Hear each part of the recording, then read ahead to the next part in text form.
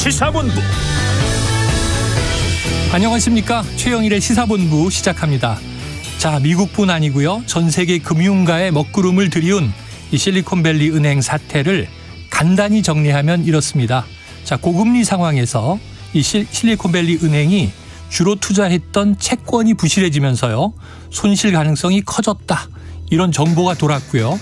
그러자 예금주와 투자자들이 하룻밤 사이에 스마트폰을 통해서 자산 277조 중에 무려 55조를 뱅크런 했던 거죠. 결국 은행이 폐쇄됩니다. 서부에 있는 이 SVB 사태로 동부에 있는 암호화폐은행이죠. 시그니처뱅크까지 폐쇄가 됐습니다. 역시 경제는 심리라는 현상이 입증이 된 거고요. 자, 이 불확실성과 불안이 배경이 됐고 또 옛날에는 은행으로 달려가던 뱅크런이 이제는 시공간 관계없이 있는 곳에서 스마트폰을 통해서 내 자산을 빛의 속도로 옮길 수 있다는 점이 참 무섭게 작용한 것 같습니다. 자, 우리의 오늘 어떻습니까? 이 불확실성과 불안. 자, 안보는요. 한미연합훈련 중 북한은 미사일 도발을 계속하고 있고요. 또 경제의 근간인 수출무역은 부진하고 민생은 이 전세 사기 규모가 깜짝 놀랄 수준에 이르고 있습니다. 정부가 내놓은 해법에 피해 생존자들은 반대 입장을 또 명확히 한 가운데 대통령은 내일 모레 일본을 방문합니다. 자, 혼란스럽고 불안한 전국인데요. 하지만 이럴 때일수록 평정심이 필요하겠죠. 그러려면 세상의 파도를 읽는 정보력이 중요합니다. 최영일의 시사본부와 함께 하시죠. 지금 출발합니다.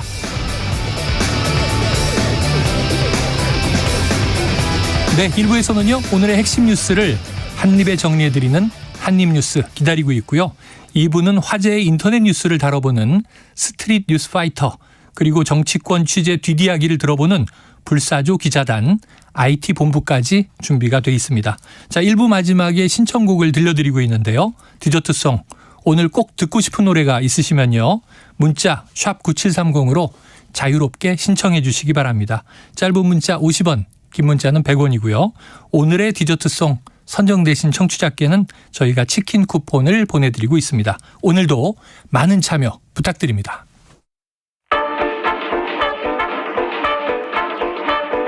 최영일의 시사본부 한입뉴스. 네, 오늘의 핵심 뉴스를 한입에 정리해드립니다. 한입뉴스 박정호 오마이뉴스 기자, 임경빈 시사평론가 함께하겠습니다. 두 분 어서 오세요. 안녕하십니까. 자, 박 기자님. 네. 윤석열 대통령이요. 현행 주 52시간제를 주당 최대 69시간까지 연단위까지 유연화하는 근로시간 개편안을 냈었잖아요. 그렇습니다. 근데 이거 재검토하라 이런 지시가 나왔다는데 이게 어떤 얘기입니까? 네. 윤석열 대통령이 이 고용노동부가 입법 예고한 근로시간 개편안, 여기에 대해서 입법 예고 기간 중에 표출된 근로자들의 다양한 의견, 특히 MZ세대의 의견을 면밀히 청취해서 네. 법안 내용과 대국민 소통에 관해 보완할 점을 검토하라 이런 지시를 했다는 겁니다. 네. 그러니까 이 주 52시간제라가 보면 우리가 지금 시행하고 있는 건데 이게 주 5일 근무로 해서 8시간 근무하고 일주일에 12시간 연장 근로 할 수 있다는 거예요. 근데 그걸 연단위까지 유연하는 내용이고 또 69시간 노동 시간이 나온 게 11시간 연속 휴식을 보장하되 근데 이거 유연하게 조정해서 만약에 6일 근무라고 하면 주 69시간 일할 수 있다. 네. 그리고 11시간 연속 근무를 안 하게 된다면 주 64시간까지 일할 수 있다. 이렇게까지 안이 돼 있는 거고, 그런데 이렇게 일을 많이 하지만 거기에 대해서 일을 많이 한 대신 못 쉬었던 것들을 한꺼번에 쉴 수 있게. 네. 그러니까 집중해서 일할 땐 일하고 쉴 땐 푹 쉬자. 이런 얘기를 하면서 정부가 이 안을 들고 나온 거죠.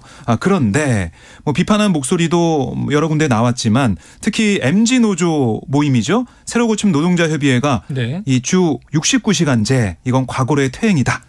개편안에 공개적으로 반대를 했어요.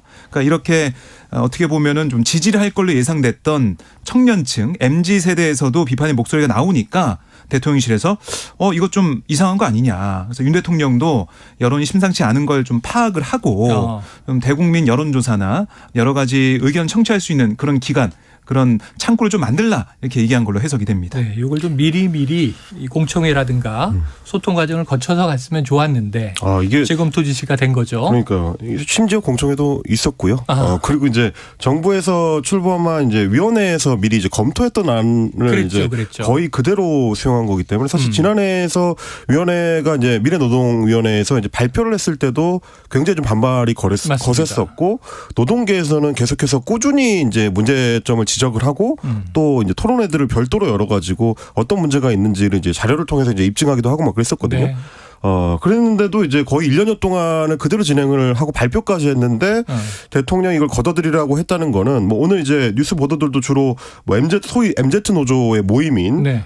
새로 고침 노동자 협의회 쪽의 의견을 이제 수용한 것처럼 대통령실에서도 발표를 했는데 그게 결국은 어디로 연결되는지를 보시면 이제 소위 말하는 윤석열 대통령의 중심 지지층 중에 하나였던 이대남들의 반발 심리와 연결이 된다라는 걸 좀 알 수가 있습니다. 일단 새로 고침 노동자 협의회 자체가 주로 이제 대기업 사무직 노조나 공공기관 사무직 노조 중심으로 돼 있는 그래서 이제 지난 문재인 정권 때 상당히 좀 노동 문제에 대해서 반발심을 많이 갖고 있었던 이대남 중심의 이제 그 노동협의회라고도 할 수 있는 부분이 있거든요. 그러다 보니까 지난번에 이제 정순신 국수본부장 취임을 직전에 이제 걷어들였던 것도 생각해 보시면 문제가 제기되고 나서 한 2, 3일 만에 순식간에 사건이 이제 정리가 되는 흐름으로 갔거든요. 그렇죠.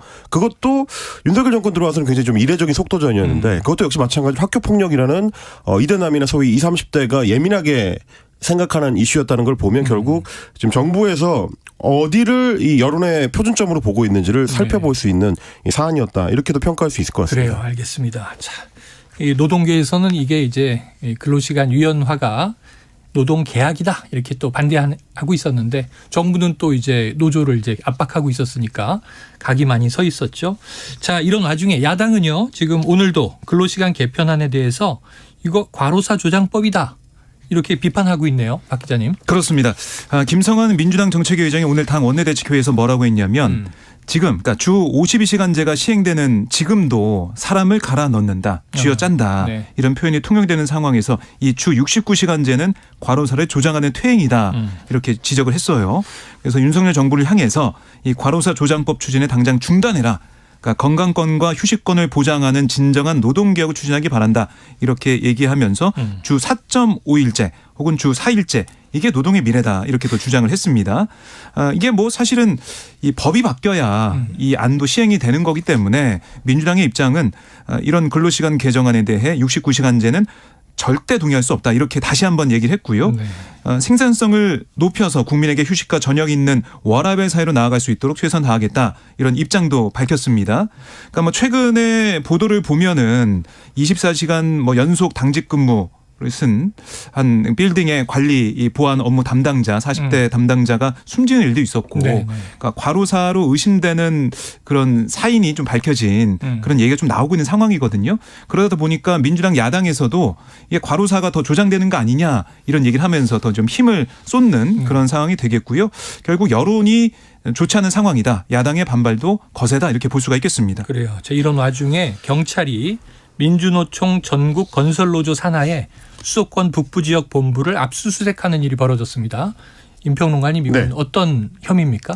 서울경찰청 강력범죄수사대에서 이제 오늘 오전에 압수수색한다는 게 알려졌는데요. 일단은 뭐 채용 강요라든지 금품 요구 같은 뭐 그동안 계속 이제 문제 제기가 되었던 사안들에 대한 수사의 연장선으로 보입니다. 그렇지 않아도 이제 지난 1월부터 양대 노총의 건설 노조나 수도권의 소규모 노조 사무실 등 이제 14곳을 경찰이 이미 압수수색을 하면서 건설 현장의 불법 행위에 대한 수사에 초점을 맞춰 왔는데 그 연장선상에서 계속해서 이제 수사의 속도를 내고 있는 걸로 보이고요. 좀 전에 이제 박정 기자도 정리를 해주셨습니다만은 이번에 이렇게 해서 이 노동시간 개편 문제가 만약에 뭐 되돌림이 된다고 하면은 사실 그동안 이제 윤석열 대통령이나 정부에서 강조해왔던 소위 노동개혁이라는 게 한 축이 무너지고 주로 노조에 대한 수사나 소위 노조 때리기만 남는 상황이 될 수가 있거든요. 그러니까 이제 정부에서도 이제 노동개혁을 추진하는 데 있어서 그냥 일방적으로 의견 표명을 하고 따라오라고 하는 방식으로는 추진이 어렵다는 거를 이번에 좀 알았을 테니 테니 네. 뭐 노조의 어떤 불법 행위에 대해서 단속하고 수사하는 거는 필요한 일이지만 동시에 노동 개혁에 있어서는 협상 파트너이기도 하다는 거를 좀 다시 한번 생각할 필요는 있을 것 같습니다. 네. 오늘도 지금 대통령실에서 밝힌 그 이제 일부 노조들 소위 이제 MZ 노조 새로 고침 노동자 협의회라는 게 이제 구성 노조들을 보면 서울교통공사라든지 LG전자 사무직 노조, 뭐 한국가스공사, 금호타이어 사무직 노조, LG 에너지 솔루션 연구기술 사무직 노조, LS 일렉트릭 사무 노조 이렇게 뭐 주로 대기업의 사무직의 화이트 칼라 노동자들 한 6천여 명 정도 규모로 이제 한정적이거든요. 네. 이분들하고만 노동 계획을 논의하는 거는 당연히 한계가 있을 수밖에 없고요. 우리 노동 현장의 대부분을 차지하고 있는 이제 중견기업, 중소기업의 현장직 노동자들의 의견을 반영할 수 있는 가능성이 굉장히 좁아질 수밖에 없습니다. 정말 정부가 노동 개혁을 제대로 추진하고 싶다면 노조의 목소리나 현장의 목소리를 더 적극적으로 수용하려는 노력이 이번 기회를 계기로 좀 시작됐으면 좋겠다. 그런 생각을 좀 하게 됩니다. 좀 종합적으로 접근할 필요가 있어 보이네요. 네. 특히 지금 보면은 주 69시간제 그러니까 취지가 네. 일할 때 일하고 쉴 때 쉬잖아요. 네네. 그런 얘기인데 69시간 일을 하고 열심히 일한 다음에 나중에 푹 길게 쉴 수 있겠느냐. 몰아서. 의구심이 나오고 있는 상황이에요. 네네. 왜냐하면 중소기업 같은 경우는 특히 회사 규모가 작을수록 내가 일을 안 하면 누가 일할 사람이 없습니다. 네네네. 그런 경우가 많기 때문에 장기 휴가는 꿈도 못 꾸고 연차도 다 못 쓰는데 이게 가능하겠느냐 이런 불신이 있거든요. 이 불신을 어떻게 해소시킬지 이것도 정부가 좀 고민해 봐야겠습니다. 네, 그래요. 알겠습니다. 자, 다음 이슈로 가봅니다. 이 더불어민주당이 단독으로 국회 외교통일위원회 전체 회의를 열어서 정부의 일제강제징용 해법 철회와 일본의 사과를 촉구하는 결의안, 이런 결의안을 채택했다고 하는데 어떤 내용입니까? 예, 이제 어제 뭐 오전 오후까지 계속해서 국회 외통위가 열렸는데요. 이 자리에는 국민의힘 의원들이 없었습니다. 네. 그러니까 국민의힘 의원들은 합의되지 않은 의사 일정이다. 그리고 윤석열 대통령의 한일 정상회담에 영향을 주기 위한 의도가 의심된다. 어허. 그래서 회의를 합의해주지 않는 상황이었고요. 그러다 보니까 민주당 이제 간사인 이재정 의원이 민주당 소속 의원과 무소속 김홍걸 의원만 참석한 가운데 위원장석에 이재정 의원이 앉아서 회의를 진행을 했어요. 네. 국회법에 따르면은 제적의원 3분의 1 이상의 요구가 있을 경우 위원회 열게 돼 있고 네. 위원장이 회의 개최를 거부할 경우에는 이 교섭단체 간사 그러니까 위원장이 속하지 않는 그 당의 간사가 위원장의 직무를 대행해서 사회권을 넘겨받을 수 있다. 그래서 이재정 의원이 회의를 진행을 했는데 네. 이 회의에서 민주당 의원들과 무소속 김홍걸 의원 이번에 일제 강제동원 이 제3자 변제 방식의 해법 굴욕적이다고 다 이제 맹비난했어요. 네. 특히 뭐 무소속의 김홍걸 의원은 조의의 뜻을 담아서 검정 넥타이를 메고 왔다 이렇게 얘기하면서 대한민국 외교에 정말 밑바닥을 보여줬다 이렇게 주장을 했는데 이런 여러 가지 얘기를 한 다음에 결의안을 의결한 겁니다. 네. 이 정부해법에 대해서 피해자인 한국이 가해자 일본의 머리를 조아린 항복선언이자 역사상 최악의 외교 참사다 이렇게 규정을 했고 즉각적인 철회를 촉구한 거고요. 아울러 과거 식민지배 당시 이뤄진 강제동원의 불법성, 또 인권유례에 대한 일본 정부의 사과, 또 전범 기업의 사과 배상도 촉구를 했습니다. 네, 그래요. 자, 그런데 강제동원 피해자, 당사자들이죠. 네. 양금덕 할머니 그리고 지금 생존 피해자는 세 분인데 양금덕 할머니는 참고인으로 출석을 하셨고 어제 그 자리에 그리고 이 생존 피해자 세 분이 모두 정부가 추진하는 제3자 변제에는 공식적으로 거부 의사를 밝혔다. 이렇게 된 겁니까? 그렇습니다. 어제 제3자 변제 방식에 대해서 거부 의사를 공식적으로 표명하고요. 네. 그리고 이제 법률 대리인들을 통해서 내용 증명을 이 재단에 이제 제출하는 인터뷰도 했습니다. 그러면서 이제 내용 증명을 일제 강제동원 피해자 지원재단에 이제 발송했고 그 장면을 이제 기자들을 불러서 함께 이제 취재하는 그런 양상을 보였으니까 이렇게 되면은 정부가 그동안 추진하고자 했던 제3자 거부 방식이 가장 중대한 어떤 기로에 섰다라고 할 수 있겠습니다. 정부가 그동안에 주장했던 건 뭐냐면 만약에 피해자들이 이 배상 금액에 이제 제3자 변제를 완전히 거부할 경우에는 법원에 공탁하는 형식을 통해서 법률 문제를 해소할 수도 있다라고 입장을 취해 왔는데 네. 이렇게 되면은 결국에는 피해자들하고 재단 측이 서로 이제 법률 논쟁 끝에 이제 이 어떤 법원으로까지 문제를 가져가야 되는 문제가 생길 수 있기 때문에 그렇게 되지 않도록 어쨌든 정부가 최대한의 노력을 먼저 좀 기울여야 될 것 같고요. 네. 그래서 어제 국회에 참석 참석했었던 양금덕 할머니 같은 경우도 굉장히 대통령을 향해서 이제 강한 비판을 쏟아냈습니다. 대통령 옷 벗으라고 하고 싶다라고 이야기를 하면서 지금까지 고통받고 살고 있는데 그런 일을 생각하면 나라가 아니라 원수들이다 이렇게 얘기를 했고 굶어 죽는 한이 있어도 절대 그런 돈은 받지 않을 것이다. 이렇게 또 강조를 하기도 했습니다. 근데 이제 실제로 2018년 대법원의 판결문 내용을 보면 양금덕 할머니를 비롯해서 그 당시에 이제 피해를 입은 강제징용 피해자들의 이제 실상을 우리가 알 수 있는데요. 애초에 가셨을 때부터 뭐 12세, 13세 정도의 이제 아동 노동이었고요. 그거는 아동 노동은 뭐 그때나 지금이나 불법입니다. 뭐 이런 문제라든지 강제 감금한 채로 노동을 시키는 문제들, 폭행, 뭐 임금 갈취, 애초에 사기 취업이었던 문제 이런 것들이 다 종합적으로 그 안에 들어있는데 그거를 읽어보면 지금 양금덕 선생이 얘기하는 것처럼 삶이 파괴된다는 게 어떤 건지를 그리고 평생 그 아픔을 안고 가게 된다는 거 어떤 건지를 좀 알 수가 있을 텐데 우리 정부에서 피해자들의 그런 목소리를 좀 소홀하게 대했던 거 아닌가. 이번 상황을 통해서 그걸 좀 다시 한번 좀 깨닫고 좀 더 적극적으로 피해자들하고 소통하려는 노력 그리고 적어도 대통령이 직접 피해자들과 만나서 소통하려는 노력이 필요하지 않을까. 예, 그렇게 생각을 좀 해봤습니다. 그러게요. 어차피 지금 이 정부의 해법이 법률적으로 이게 좀 유효하려면 피해자들이 받아들이지 않으면 뾰족한 방법은 또 없어 보이기 그렇습니다. 때문에 네. 소통이 중요하다. 자, 그런데 이제 민주당이 단독으로 아까 외통위의 결의안을 채택했다고 했는데 네. 국민의힘은 이거 반대하는 입장에서 무효라는 입장인 것 같고요.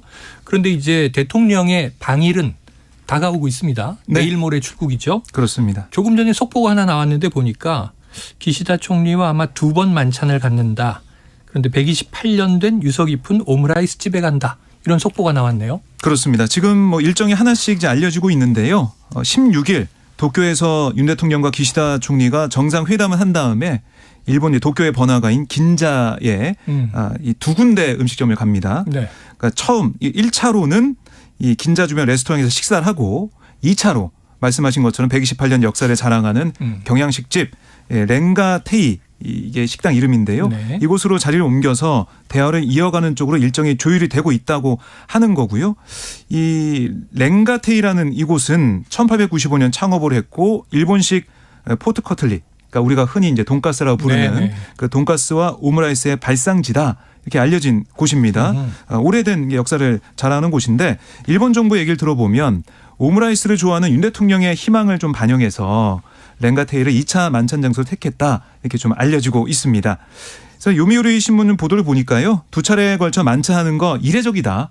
그리고 만찬 장소도 좀 경비 체제 등을 고려해서 최종적으로 결정될 거다. 이렇게 전하고 있는데 일본의 이제 언론 보도나 지금 기류를 좀 보면 이번 한일 강제 동원 피해자 해법 우리가 이제 발표한 것에 대해서 일본이 그동안 보여왔던 것은 뭐 흡족한 그런 모습을 보여왔기 때문에 이번에도 언론의 보도 행태는 좀 더 대접을 해준다. 이런 일본이 더 환영을 해준다. 이번 한일 정상회다 의미를 좀 그렇게 잡아가는 것 같습니다. 이게 뭐 요미우리 신문에서는 이례적이라고 표현을 했습니다만은 뭐 솔직히 말하면 좀 이상한 장면이죠. 네. 그러니까 저녁 식사를 2번 하는 거거든요. 어허. 그러니까 두 번째 가는 장소가 디저트 집이라면은 뭐 그게 이제 자연스러울 수 있는데 가서 또 밥을 먹는단 말이에요. 오므라이스를 먹는다는 게. 그러니까 뭐 제가 생각하기에는 아마 이런 그림인 것 같습니다. 우리 정부 입장에서는 오므라이스 집만 갔을 때 나올 수 있는 국내 언론에서의 어떤 논란을 좀 불식시키려고 너무 약식 아니냐? 그렇습니다. 정식 레스토랑에서 식사하고 오므라이스 집은 이제 소박한 어떤 양 정상의 식사 풍경을 보여주기 위한 장치로 추가 설정을 한 게 아닌가 싶은 게 왜냐하면 뭐 지난 정부 때 문재인 정부 때 보수 언론들이 굉장히 좀 대통령의 정상 행보에서의 식사에 민감하게 반응을 했었거든요. 중국 방문 때 혼밥 논란 이런 뭐 그렇습니다. 게 있었죠. 그러니까 소박한 식사를 하면 홀대를 받은 것이다. 이제 이런 식의 이제 보도들이 많았기 때문에 아마 우리 대통령실에서도 오므라이스만 하기에는 좀 쉽지 않다고 판단했을 가능성이 있어 보이는데 다만 이제 중요한 거는 식사를 2번 한다. 뭐 오므라이스를 먹었다. 이런 것보다도 어떤 성과를 정상회담을 그렇죠. 통해서 보여줄 것이냐 하는 건데 그게 굉장히 좀 취약한 부분이 될 가능성이 높아 보입니다. 왜냐하면 지금 이미 윤석열 대통령이 방문하기 전부터 일본의 하야시 외무상이라든지 기시다 총리라든지 다 이제 강제징용 배상 해법에 대해서는 일정하게 선을 긋고 있기 때문에 이거 이상의 성과를 더 기대하기는 좀 쉽지 않을 것 같고요. 그걸 보여주는 지표 중에 하나가 일본 기시다 내각의 지지율 조사에서 지지율이 이제 지난 조사 대비 4.5%가 급상승한 결과가 나왔습니다. 최근 들어서 이제 가장 좀 높게 나온 건데 교도통신의 이제 여론조사고요. 이거는 이제 우리 대통령의 어제 여론조사하고는 거의 상반되는 대통령이 윤석열 대통령이 떨어진 만큼 기시다 후미오가 올라간 양상이거든요. 네. 근데 원래 통상적으로는 일본이든 한국이든 양국 사이에 어떤 외교적 해법이 제시가 되면 보통 둘 다 떨어집니다. 양쪽 국민들이 다 만족을 못하기 때문에. 근데 기시다 후미오 내각의 지지율이 올라갔다는 건 그만큼 일본 국내에서도 이번 우리 정부가 발표한 해법에 대해서 긍정평가 여론이 상당히 높다. 그렇다는 얘기는 반대로 보면 우리 입장에서는 상당히 많은 걸 내준 걸로 일본 내에서 평가받고 있다. 라고 볼 수 있기 때문에 아마 윤석열 대통령이 이번 주에 방일을 하더라도 성과 내는데 굉장히 까다로운 장애물들이 많을 것 같다. 이렇게 좀 전망을 해봐야 될 것 같습니다. 메뉴 오므라이스가 등장하자 지금 청취자들 반응이 갑자기 뜨겁습니다. 자, 이 고독한 미식가라는 드라마도 있는데요. 사실 이게 한일 정상회담 굉장히 오랜만이고 중차대한 시점인데 무엇을 먹느냐보다는 어떤 합의를 이루느냐 이게 중요하겠죠. 자, 여기서 점심시간 교통 상황 알아보고 이슈들을 이어가도록 하겠습니다. 자, 교통정보센터에 유하영 리포터 나와주세요. 네, 낮 동안 공기가 한결 부드러워졌습니다. 지금 고속도로는 영동고속도로 강릉 방향 월곶 분기점과 부곡을 앞두고 밀리고요. 이후로 용인에서 양지터널까지 정체입니다. 수도권 제1순환고속도로는 경기 서쪽 정체는 거의 풀렸고요. 구리에서 판교 방향 구리 요금소에서 상일까지 밀리고 계속해서 성남 부근 5차로에서 사고 나면서 정체입니다. 경부고속도로 서울 방향 양재에서 반포까지 밀리고요. 반대 부산 쪽으로는 잠원에서 서초까지 막히고 수원을 앞두고 속도 떨어집니다. 서해안고속도로 서울 방향 전 구간 원활하다가 일직분기점에서 금천까지만 정체고요. 호남고속도로 천안 방면 광산 진출램프 1차로에서 화물차 사고 났습니다. 조심해서 지나셔야겠습니다. KBS 교통정보센터였습니다.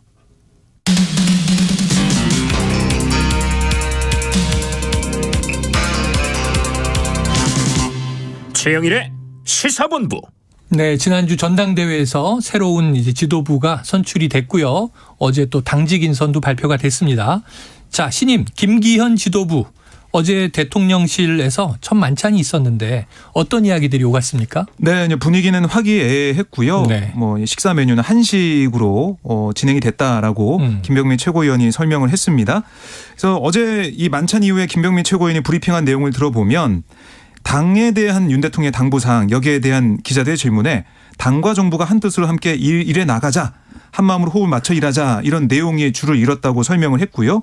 또 윤 대통령은 개별적인 결과에 대한 평가는 없었지만 우여곡절 속에서도 전당대회 축제 분위기로 잘 치러냈다. 격려하는 분위기가 있었다고 네. 참석자들은 전했습니다.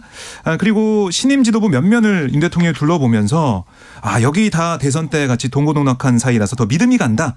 개개인과의 추억이 담긴 이야기거리 이걸 공유했다라고 얘기를 하고 있습니다. 네. 뭐 가령 예를 들면 김재원 최고위원한테는 제일 먼저 내게 당에 들어야 한다 얘기한 사람이다. 이렇게 얘기를 했고 조수진 최고위원에게는 눈 건강은 괜찮냐. 안부를 묻는 식으로 친밀감을 드러냈다라고 전해지고 있고요. 이 6시 반 정도에 시작한 이 만찬 밤 9시를 조금 넘겨서 끝이 났고 역시 뭐 소고기 꼼장어 구이 생선에 콩나물 무친 김칫국 이렇게 메뉴가 구성이 됐다라고 전해졌고요. 맥주를 반절 곁들였다라고도 알려지고 있습니다. 네, 그런데 이제 중요한 대목은 요거 같아요. 윤 대통령과 김기현 대표가 매달 2차례 정도 정기적으로 회동을 갖기로 했다. 그러면은 임평론가님 이 정도면 자주 만나는 겁니까? 상당히 자주 만나는 거죠. 격주에 한 번 정도 본다. 예. 그리고 제가 이제 뭐 지난 다른 정부 때의 사례를 좀 찾아봤는데 네네. 정례적으로 여당 대표가 청와대에 들어가서 이제 대통령을 만나던 게 이제 대표적으로는 조금 권위주의 정부의 성격이 남아있던 노태우 때나 김영삼 전 대통령 네네. 시절 이런 때가 이제 대표적으로 꼽히고요. 이전에도 물론 이제 대통령하고 여당 대표가 정례 회동을 하긴 했지만 한 달에 2번씩 이렇게 자주 만나는 경우는 많지 않았던 것 같고 그리고 이제 문재인 대통령 시절 이후로는 대통령하고 여당 대표가 직접 회동을 하기보다는 당정청 정례 회동이라고 해가지고 이제 정책 조율을 하기 위해서 네네. 여당과 이제 정부 장관급 인사들 혹은 차관급 인사들 그리고 이제 대통령실의 이제 수석 비서관급이 네네. 이제 모여서 하는 회의체를 만들었던 적은 있지만 그렇죠. 이렇게 대통령이 직접 따로 여당 대표만 불러서 회동을 하는 경우는 최근 들어서는 그렇게 이제 흔한 풍경은 아니다. 그러다 보니까 뭐 야당은 물론이고 여당 내부에서도 결국 한 달에 2번씩 대통령한테 보고하러 들어가는 거 아니냐 이런 좀 걱정들이 나옵니다. 아무래도 지금 김기현 지도부의 성격 자체가 용산 대통령실의 입김에서부터 자유로울 수는 없는 어떤 태생적 한계를 갖고 있다 보니까 이게 자칫하면 뭐 재벌그룹 회장과 계열사 사장의 만남처럼 될 수도 있다. 이런 걱정 섞인 목소리들이 많이 나오는데요. 그런 우려를 불식시키기 위해서라도 다른 장치들이 좀 추가로 필요하지 않을까. 뭐 이런 생각은 좀 듭니다. 알겠습니다. 자, 어제 이 저희 시사본부 2부의 일석이조 코너에서도 이 육성을 직접 듣고 이야기를 나눈 바 있습니다만 김재원 최고위원 뭐 거의 득표율이 제일 높았기 때문에 네. 수석 최고위원이 됐는데 이 정광훈 목사가 주관하는 예배에서 발언한 내용 헌법에 5.18 정신을 넣겠다는 것은 불가능하고 반대다. 이 논란이 더 커지는 것 같습니다. 네, 우선은 논란이 되니까 김재현 최고위원이 어제 당 최고위 끝난 다음에 기자들에게 제 개인 의견이니까라고 얘기하면서 말을 좀 예. 아끼는 모습이었어요. 뭐 덕담을 했다. 그러니까 표 얻으려면 조상묘도 판다. 이 발언에는 덕담이다 이렇게 얘기를 했는데 하지만 야당에서는 거센 반발이 나오고 있는데요. 민주당 황명선 대변인은 브리핑에서 이 5.18 정신을 희롱하지 말라. 국민의힘은 김 최고위원의 망발에 대해 엄중하게 책임을 물어야 할 거다라고 비판을 했고 또 광주 광산골 무소속 민영배 의원 같은 경우는 5.18 정신에 동의하고 영령을 존중한다면 윤석열 대통령이 사죄해야 된다 이렇게도 주장을 했습니다.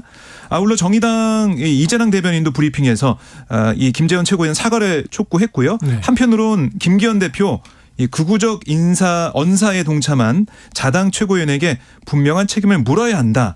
이렇게도 강조를 했습니다. 그래요. 자, 이건 뭐 국민의힘 내부에서도 비판 의견이 나왔다고 하고요. 대통령실은 5.18 정신 계승 의지는 확고하다 이런 입장을 밝혔습니까? 그렇습니다. 오늘 오전에 대통령실의 핵심 관계자 말로 나온 얘기인데요. 네. 윤 대통령이 광주 5.18 민주화운동에 대한 입장을 이미 여러 차례 드러낸 바 있고 5.18 정신을 계승하겠다는 윤석열 대통령의 입장은 확고하다.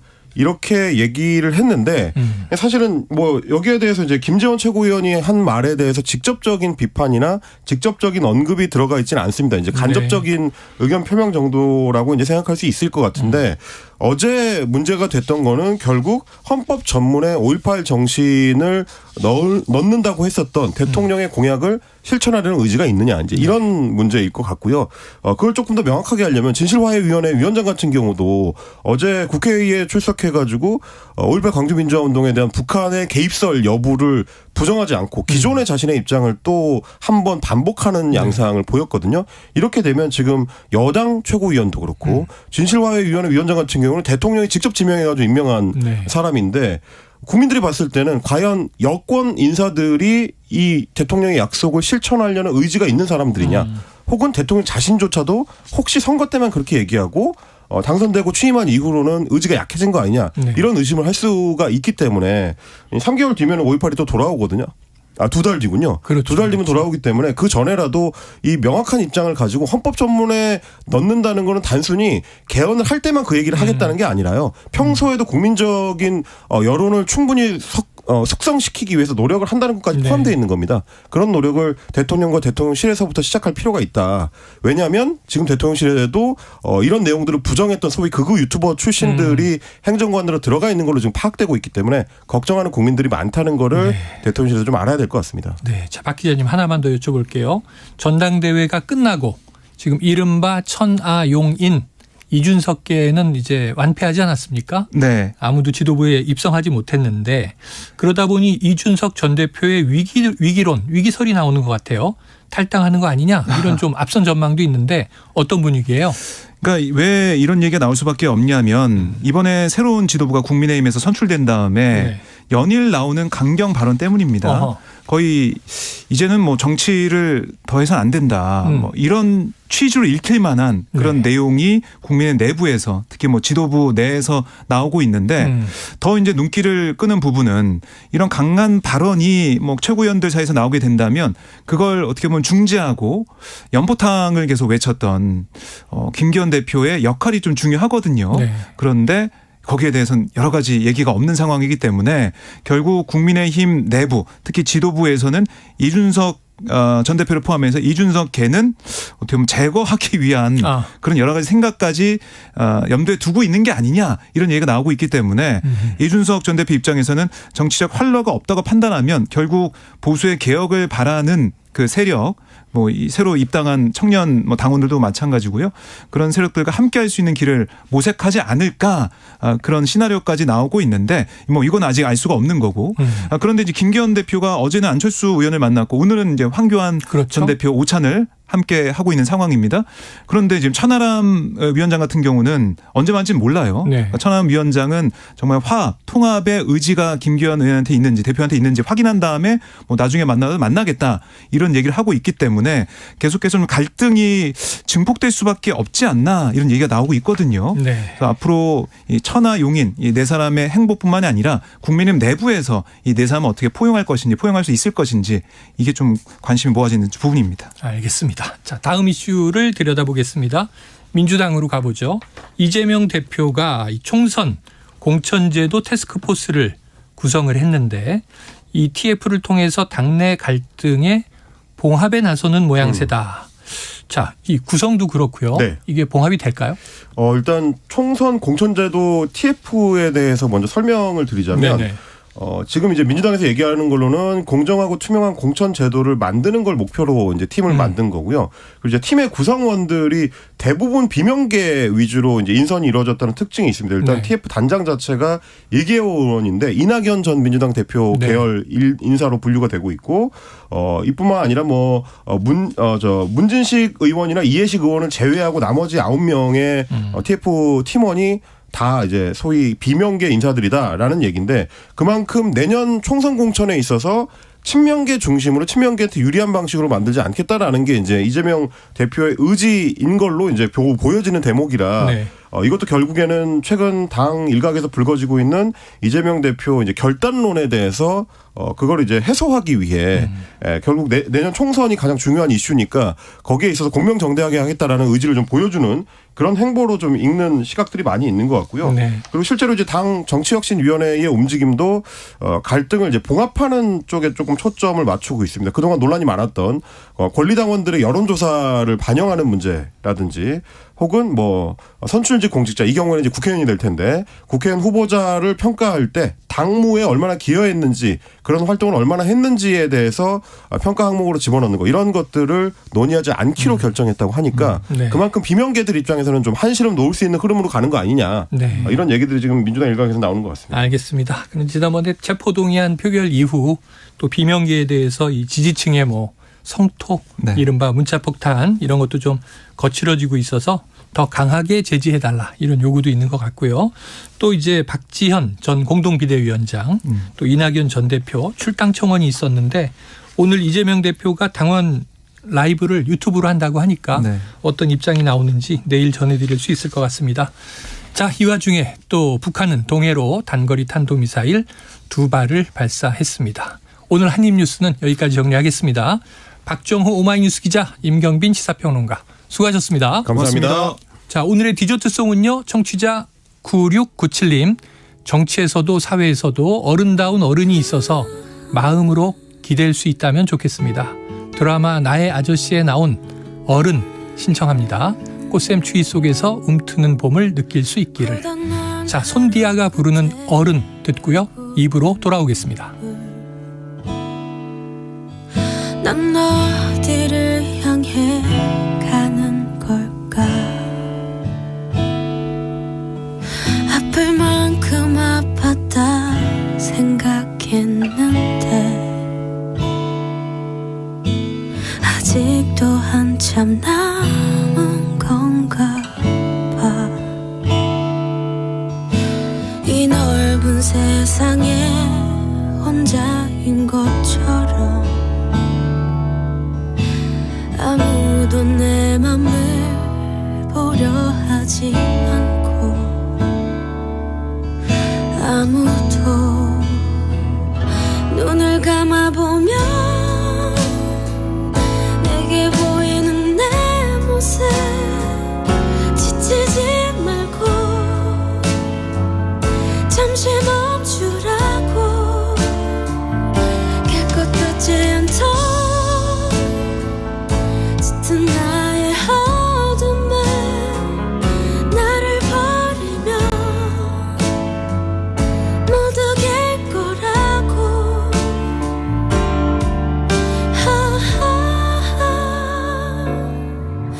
웃는 사람들 틈에 이 밤인처럼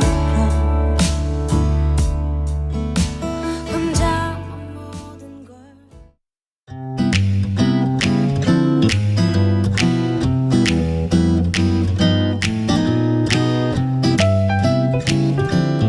안녕하세요.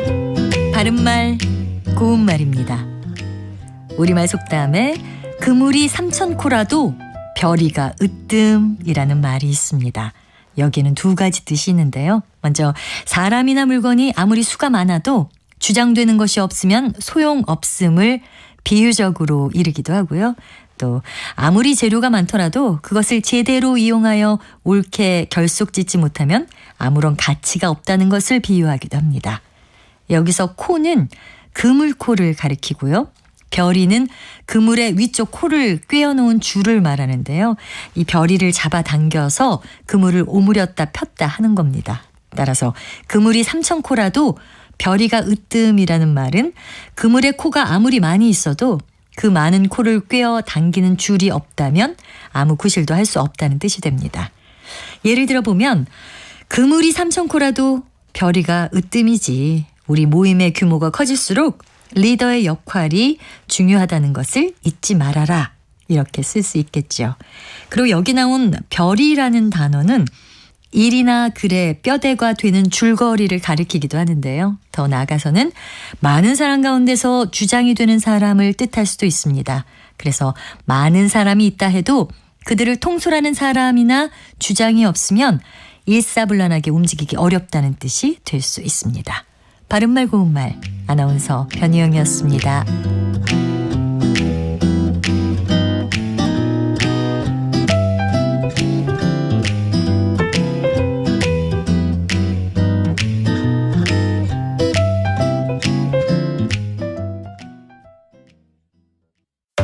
상대 얘기 중에서도 맞는 얘기가 있잖아요. 그러면 예, 거기까지 동감이 이루어졌으니까 그럼 또 요 다음 가시죠. 무슨 정반합 이렇게 가야 되거든요. 이기고 지는 걸 떠나서 좋은 결론을 도출해내셨으면 좋겠어요. 선 넘지 않는 그런 토론. 별로 의미는 없을 것 같아도 그래도 그런 자리가 자꾸 있어야 뭐가 변화가 있을 것 같아요. 그렇게 하다가 보면 뭐라도 뭐 하나 얻어 걸리는 게 있겠죠. 시민논객 여러분을 기다립니다. 평일 저녁 7시 20분 KBS 열린토론.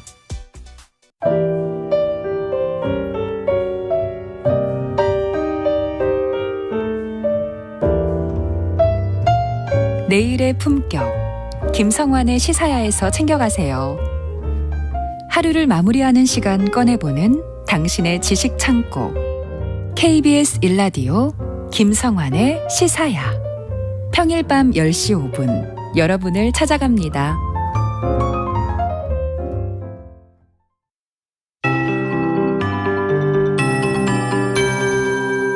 KBS 58분 날씨. 꽃샘추위가 풀리고 온화한 봄 날씨를 회복했습니다. 남서쪽에서 따뜻한 바람이 불어오면서 어제 낮 기온보다 5도에서 9도나 높은 상태입니다. 오늘 낮 최고 기온이 서울, 부산 15도, 대전, 대구 18도, 광주 19도 등으로 평년 기온보다도 2도에서 4도 정도 높겠는데요.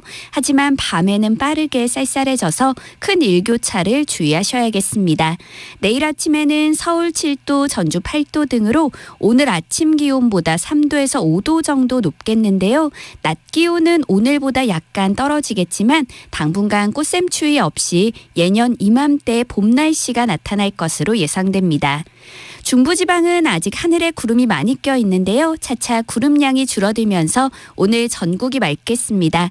대기 확산은 원활한 상태여서 미세먼지 농도는 전국이 좋음에서 보통 단계를 유지하겠습니다. 지금 서울과 중부 내륙, 광주와 대구, 경북 등 전국 곳곳에 건조주의보가 발효 중이고요. 바람은 내일까지 전국적으로 강하게 불겠습니다. 불조심하시기 바랍니다. 특히 강원 산지는 오늘 밤부터 순간풍속 시속 90km 이상의 돌풍이 부는 곳도 있을 전망이어서 지금 강풍 예비특보가 내려져 있는 상태입니다. 현재 서울의 기온은 14도입니다. 송소진입니다.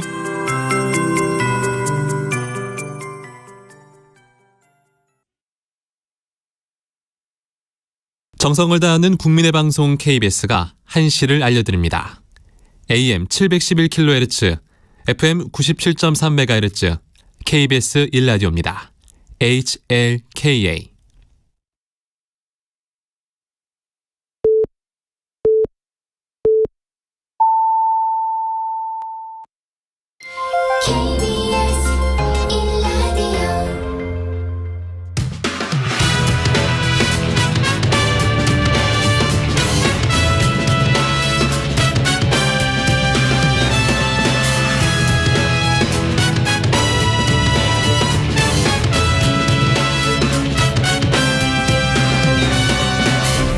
KBS 1라디오 최영일의 시사본부.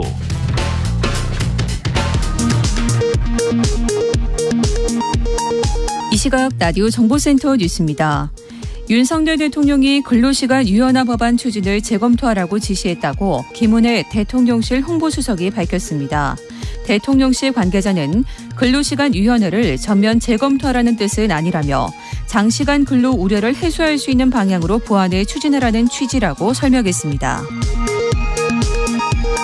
더불어민주당 박홍근 원내대표는 국민의힘 김재원 수석 최고위원이 5.18 정신의 헌법 수록과 관련해 그건 불가능하다, 반대다라고 발언하고 김광동 진실화해 위원장이 국회에 나와 5.18 북한 개입 가능성을 재차 주장한 데 대해 윤석열 정부 전체가 우리 현대사 전체를 왜곡하고 뒤집기라도 하겠다는 것이냐고 비판했습니다.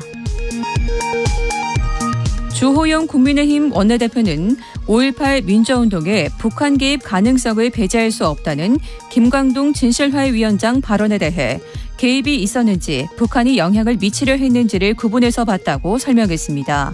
대통령실은 5.18 민주화운동과 관련한 입장은 변한 것이 없다고 밝혔습니다. 대통령 비서실 고위공직자의 평균 재산은 48억 3천만 원으로 국민 평균의 10배 수준이라는 경제정의실천 시민연합의 분석이 나왔습니다. 지금까지 라디오 정보센터 뉴스 정한나였습니다.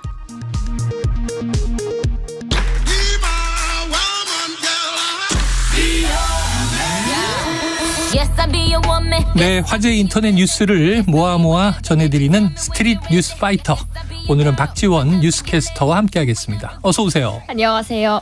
야, 제가요 평생 매년 그 할리우드의 네. 아카데미상 시상식을 봐왔는데, 근데 이제 그동안 유독 아시아계 여배우에게는 장벽이 컸던 것 힘들었죠. 같아요.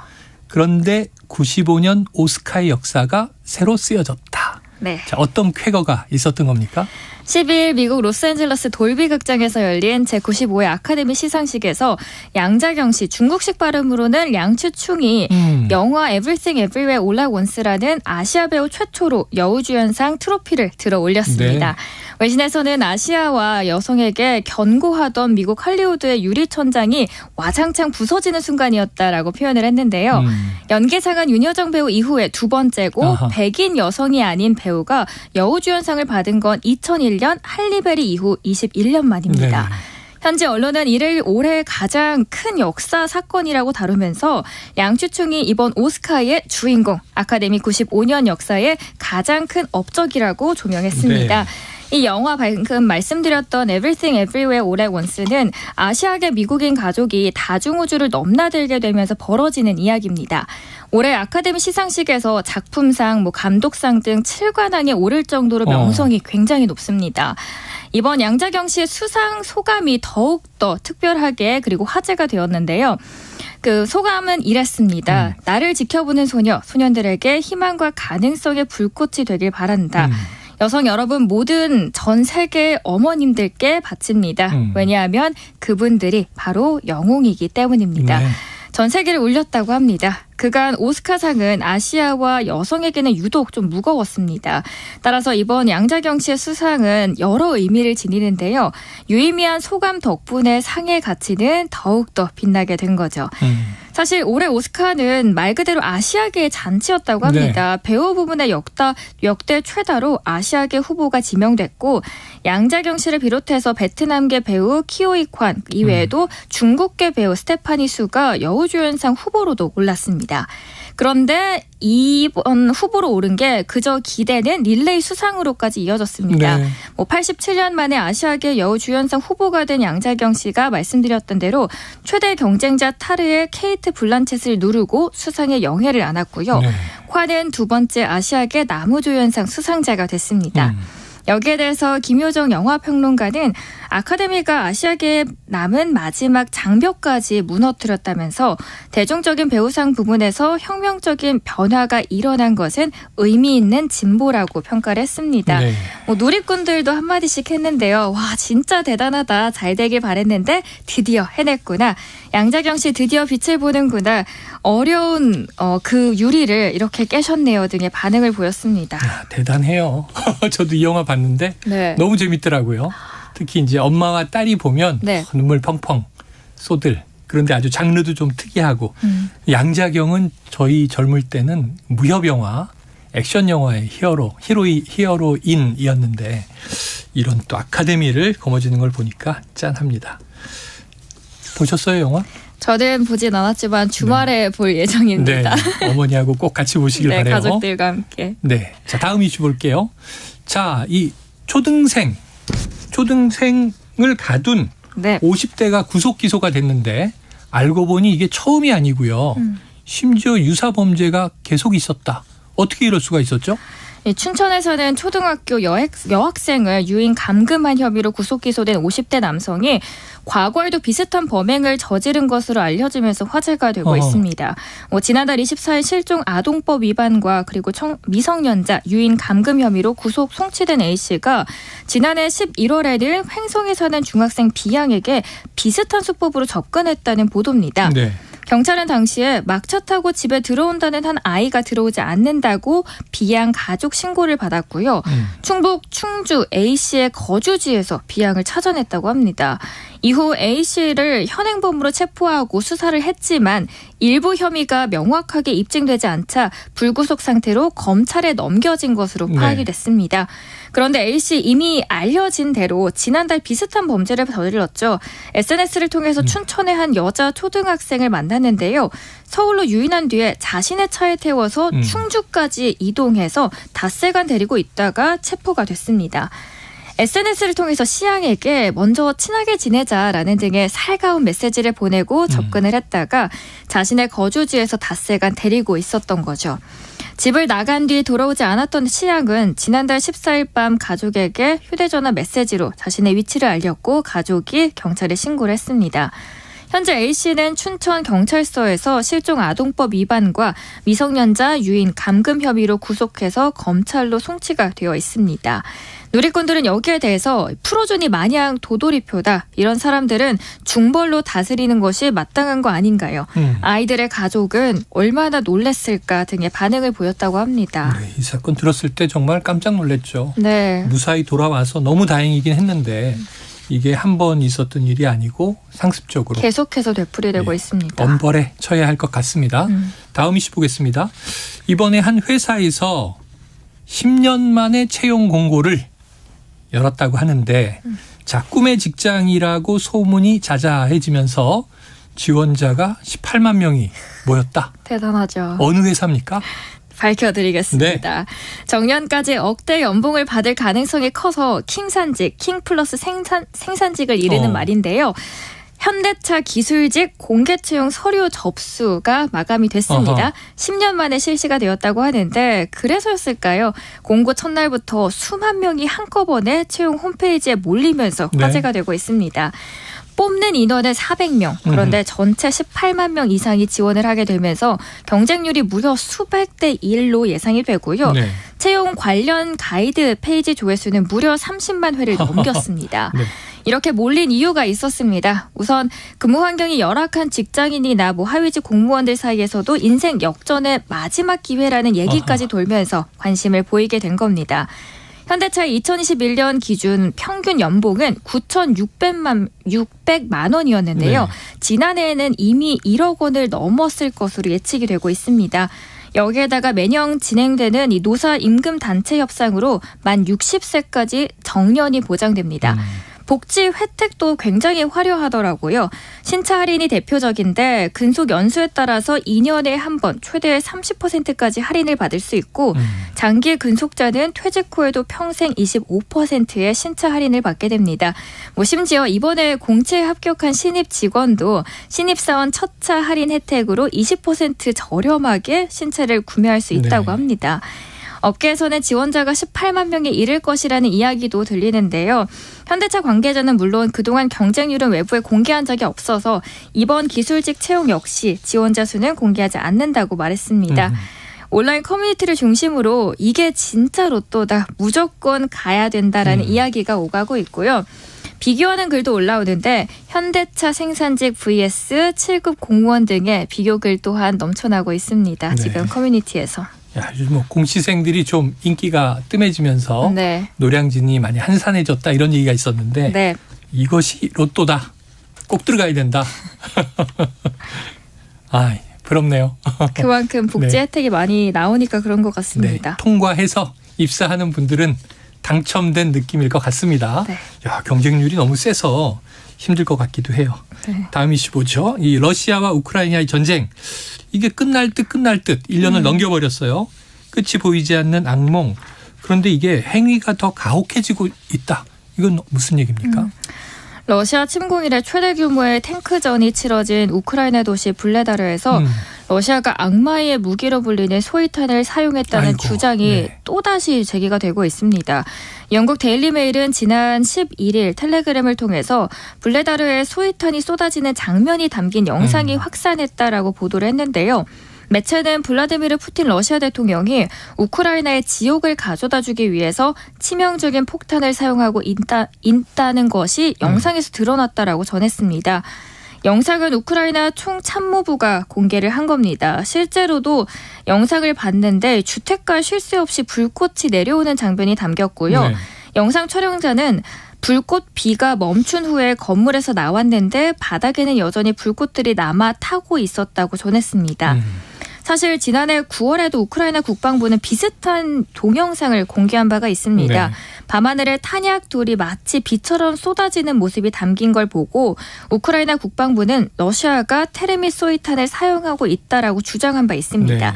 이 방금 말씀드렸던 테르미소이탄은 연소 시의 온도가 최대 2,500도에 달합니다.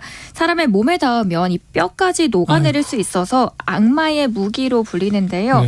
국제사회에서는 지금 현재 테르미소이탄을 사용할 경우 그리고 민간인 피해가 확인이 되면 전쟁 범죄로 간주를 하고 있습니다. 누리꾼들 이를 보고 악마 그 자체는 푸틴의 마지막이 다가오고 있다고 봐야 합니다. 전쟁은 정말 잔인한 상처를 남긴다. 누구를 위한 싸움인가 등의 반응을 보였습니다. 그러게요. 이게 너무 국제사회가 뭐랄까요. 이 전쟁을 멈추는데 참 무기력한 것 같아요. 그렇죠. 유엔도 힘이 없고 그냥 이제 서방 국가들은 우크라이나를 이제 지원하는 정도로 가고 있는데 전쟁이 오래 갈수록 인명 피해만 커지는 일입니다. 좀 이게 우리 시대에 21세기에는 전쟁이 빨리 자취를 감췄으면 좋겠는데요. 이 우크라이나 전쟁이 인류 최후의 전쟁이었으면 좋겠습니다. 제발 그랬으면 좋겠습니다. 자, 오늘 말씀은 여기까지 정리를 해봐야 되겠네요. 지금 이번 주도 또 여러 가지 좋은 소식 많이 좀 갖다 주시기를 기대합니다. 그렇도록 하겠습니다. 천만 구독자를 위해서. 아, 1000만 구독자. 저희 골드 버튼 보셨군요. 네. 네, 100만은 돌파했는데 다이아몬드를 위해서 네, 열심히 하겠습니다. 박지원 캐스터의 덕에 1000만을 한번 노려보도록 하죠. 네. 지금까지 박지원 뉴스캐스터였습니다. 고맙습니다. 수고하셨습니다. 감사합니다.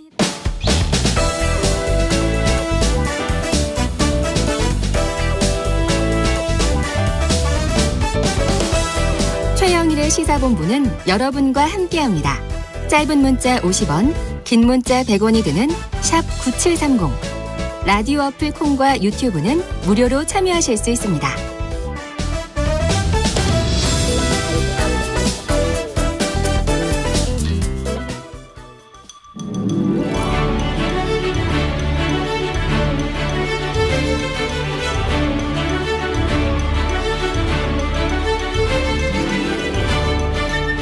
네, 기자들의 눈으로 정치권 소식을 들여다봅니다. 불사조 기자단, 경향신문 박순봉 기자, 문화일보의 이은지 기자 두 분 나오셨습니다. 어서 오세요. 안녕하세요. 아, 박 기자님 막 뛰어왔죠? 아니요. 괜찮아요. 티 안 나게 하고 있습니다. 네, 아이고 숨차 보이진 않아서 바로 한번 들어가 보죠. 대통령실과 여당을 먼저 한번 살펴보도록 하겠습니다. 자, 이게 배우 박선영 씨의 남편이자 대통령직 인수위원회 출신인 김일범 대통령실 의전 비서관. 자, 보니까 한미 정상회담을 앞두고 의전 비서관이 갑자기 사퇴를 한 거예요. 사퇴 배경을 두고 뭐 여러 가지 이야기들이 나오고 있는데, 자, 그만두면서 대통령실 직원들에게 모두 건승하시라, 이런 또 의미심장한 문자를 돌리기도 했다고 해서 중앙일보는 의전 비서관 미스터리 해서 제목을 또 이렇게 뽑기도 했습니다. 어떤 점이 미스터리인지, 또 알려지지 않은 진짜 사퇴 배경은 무엇인지 박 기자님이 설명해 주시죠. 일단 기본적으로 대통령실에서 그 일신상의 이유라고 밝혔거든요. 네네네. 이제 이런 경우는 제가 항상 말씀을 드리지만 공식 발표를 일단은 믿는 게 일단 네. 기본적으로는 맞는 거고요. 근데 다만 이제 말씀하신 대로 좀 미스터리한 부분이 있어요. 왜냐하면은 지금 한일 정상회담도 네, 예정돼 있고 이번 주고 한미 정상회담도 또 예정이 돼 있고 4월에 있고 특히나 국빈 방문을 할 예정이잖아요. 그렇죠. 그리고 윤석열 정부에서 굉장히 신경을 많이 쓰는 일정인데 이 의전 비서관이라는 게 사실은 이렇게 정상회담할 때 굉장히 중요한 역할을 하는 거거든요. 그렇죠. 의전을 총 책임지니까요. 그래서 이제 저도 궁금해가지고 좀 배경을 물어봤는데 일단은 사실 나오는 얘기들은 굉장히 다양하게 있어요. 근데 이제 확인되지 않은 얘기를 드리는 건 좀 그렇고 네네. 그나마 이 공식 입장하고는 조금 비슷하면서도 조금 뭐 납득이 가는 얘기를 하나 전해드리면은 이렇게 얘기를 하더라고요. 지금 이제 그 대통령실이 제일 한미 정상회담 굉장히 신경을 많이 쓰고 있고 그다음에 이제 기빈 방문 이런 부분을 중요하게 준비를 하고 있는데 이제 이것과 관련해 가지고 좀 잘 준비를 하기 위한 과정에서 이렇게 좀 사퇴하는 이런 일이 있었다. 이런 정도까지만 딱 표현을 하더라고요. 그래서 이제 그게 되게 납득이 잘 안 되는 게 잘 준비하는 과정에서 사퇴를 했다는 게 이상하잖아요. 네, 그래서 이제 표현은 못했는데 제가 해석을 해보자면은 이제 그런 준비 과정에서 일부 어떤 실수나 조금 뭐 잘못 같은 것들이 있었던 걸로 추정이 됩니다. 이제 추정이라고 좀 말씀을 드리고 그래서 이제 미국 쪽에 좀 잘 보이기 위해서 이런 조치를 했다라는 얘기도 나오거든요. 그러니까 아마 이제 그런 쪽에서 좀 문제가 있었던 걸로 그렇게 좀 생각이 되고요. 이제 뭐 다른 얘기들도 있는데 이건 좀 여기까지만 하는 게 좋을 것 같아요. 우선 여러 가지 설이 있지만 정설은 시간이 또 흐르면 밝혀지기도 하겠죠. 조금 밝혀지면 제가 또 나중에 또 말씀드리겠습니다. 후속을 기다려보도록 하겠습니다. 자, 여당인 국민의힘으로 가보겠습니다. 자, 박 기자의 전당대회 심층 분석 먼저 한번 들어보고 현안으로 들어가 보죠. 자, 지난주에 이준석은 당원표가 10만 표만 있어도 승리다, 이런 얘기를 하셨는데 천하람 당협위원장이 한 7만 표 정도를 얻은 거예요. 그렇다면 어떻게 보십니까? 아, 제가 10만 표라고 했었나요? 지금 이제 유준석 전 대표 측, 그러니까 천하용인 쪽에 물어봤을 때 당초에 원했던 득표 수는 10만에서 15만 표 정도였다라고 하더라고요. 근데 그것보다 못 미쳤기 때문에 일단 좀 실망을 하는 그런 분위기랑 그럼에도 불구하고 이거 아직 챕터 1이기 때문에 이제 앞으로 챕터 2를 준비하면 된다, 이런 얘기도 같이 하고 있거든요. 그러니까 희망찬 분위기도 좀 같이 있고요. 10만 표를 얻었으면 좀 승리라고 볼 수가 있는데 7만 표 정도다. 물론 이제 평가들이 좀 여러 가지가 있는데 나쁘지는 않은 숫자인 것 같아요. 근데 다만 이제 아쉬운 점은 있어요. 이게 왜냐면은 저는 이제 10만 정도 얘기를 했지만은 예전에 이준석 전 대표 측에서 들었던 얘기 이거 몇 번 전해드린 적이 있는데 27만 명에서 책임당원이 74만 명으로 늘어나는 과정에서 40% 정도가 온라인으로 입당을 했다라고 얘기했었거든요. 그러면 그 숫자가 대략 18만에서 20만 명 정도 사이가 됩니다. 근데 이 숫자가 다 뭐 투표를 하는 건 아니기 때문에 투표율이 그만큼은 안 되니까 다 동원은 못 됐다고 하더라도 대략적으로 상당히 좀 이 중에서 투표에 참여한다라고 하면 제가 이제 예측을 했던 게 10만 명 정도가 됐던 거거든요. 그것보다 못 왔다라는 거예요. 그러면 이번에 선거 캠페인에서 이 가정들이 다 맞다라고 하면은 한 30%, 한 3만 명 정도는 이탈했다라고 볼 수가 있거든요.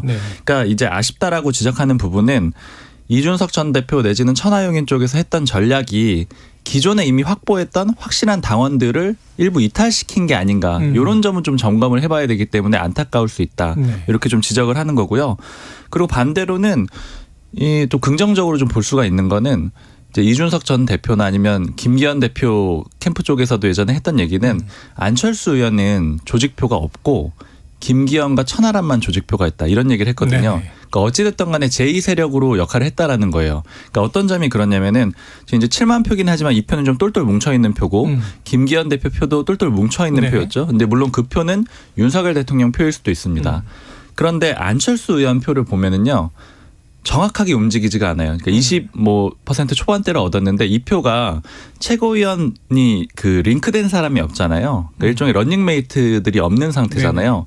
그 표가 다 보면은 천하람 그 지지했던 사람들하고 아니면 천하용인 이쪽으로 가지는 않고 있거든요. 그러니까 이 표는 그냥 안철수 의원만을 바라보고 찍은 표고 조직된 표는 아니라는 거죠. 그러니까 언제든지 좀 흩어질 수도 있다. 이런 식으로 볼 수가 있기 때문에 당내에서 어쨌든 조직표로는 2등은 하고 있는 거다. 뭐 이런 점에서는 좀 의미가 있을 것 같습니다. 자, 그래요. 그래서 이제 쭉 장기간을 보면 박 기자님 분석이 원래 이 국민의힘이라고 하는 정당이 자, 윤석열 대통령 지금 뭐 친윤 그룹이죠. 또 안철수 의원과 관련된 그룹, 좀 중도 성향이라고 할까요?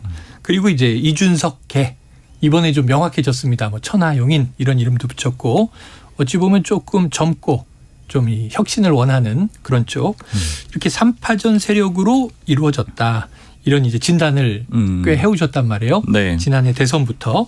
자, 그렇다면 이제 포스트 전당대회 김기현 대표 체제에서 이 국민의힘 삼국지 시나리오가 어떻게 전개될까요? 일단은 지금 김기현 대표가 승리를 했고 그리고 결선도 가지 않았기 때문에 어느 정도는 좀 정리가 됐다라고 볼 수가 밖에 없는 그런 상황이고요. 다만 이제 일단 이준석 전 대표 쪽은 후위를 좀 노리겠다는 그런 입장이에요. 그러니까 기본적으로는 이런 생각이 있는 것 같아요. 예전에도 비슷한 말씀을 드렸는데 젊은 세대들이잖아요. 시간이 지나면 시간은 우리 편이다 이런 생각을 기본적으로 갖고 있습니다. 그러니까 아까 이준석 전 대표 쪽 캠프 이 표현 제가 전해드렸던 게 이거 좀 뭐 아쉬운 점도 있지만 왜냐하면 10만에서 15만 얻고 싶었는데 7만밖에 못 나왔으니까 좀 아쉬운 점은 있지만 이거 챕터 1이고 시즌 2는 더 잘할 수 있다 이런 식으로 얘기를 하고 일 거냐 요 싸움이 되는 거거든요. 그 대안으로서 역할을 하겠다라는 그런 의지가 있는 거고 그리고 이번에 이제 안철수 의원하고 이준석 전 대표의 일종의 경쟁전 같다라고도 볼 수가 있는 게 어쨌든 친윤 그룹이 승리할 거라는 건 다들 예측을 했던 거잖아요. 근데 그러면 2위를 누가 차지해가지고 다음 대안이 누구냐 요걸 좀 자웅을 가리고 싶었던 건데 안철수 의원은 지지율은 높기는 했는데 문제는 그렇다면은 이제 친윤 그룹이 무너졌을 때 그 대안이냐라고 하면은 선명성은 좀 약한 거죠. 그러다 보니까 이준석 전 대표 쪽에서는 이제 그런 점을 좀 노리고 있는 거고 안철수 의원도 사실은 완전히 포기하지는 않은 상태예요. 그러니까 지난주에 그 전당대회 끝나고 나서 캠프 쪽에 물어봤을 때는 바로 이제 다음 주부터 당원들 만나겠다라고 했거든요. 그러니까 다시 당원들을 좀 다지겠다라는 그런 생각을 가지고 있기 때문에 어쨌든 이번 1차전은 승리를 다시 한번 거뒀고 친윤 그룹이 물론 대통령이 있기 때문에 당연한 거긴 한데요.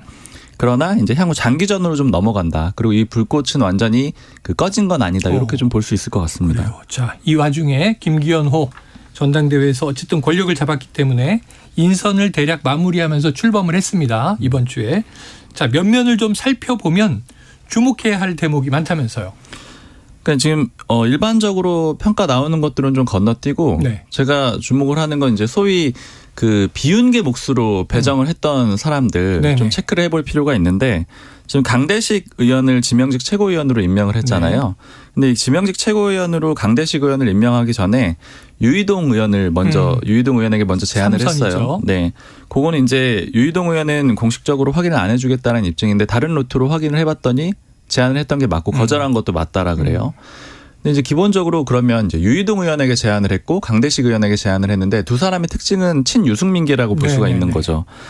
그런데 일단 유이동 의원 같은 경우에 보면은 3선을 했고 그리고 예전에 김기현 원내대표 시절에 정책위 의장을 했거든요. 그리고 김기현 대표하고 관계가 좋은 걸로 알려져 있어요. 두 사람의 관계가 좋습니다. 근데 이런 상황에서 진명직 최고위원을 줬다라는 거는 이게 어떻게 보자면은 좀 불쾌한 제안을 한 거예요. 왜냐하면 진명직 최고위원은 당연히 선출직보다는 지위가 낮습니다. 그러면 이제 극단적으로 국민의힘에서 누가 표현하기로는 그럼 장예찬 청년 최고위원보다 유이동 그 최고위원이 아래 있게 되는 건데 정책위 의장을 했고 3선을 했던 사람한테 그런 자리를 제안하는 게 맞느냐 이런 식으로 좀 평가를 하고 있거든요.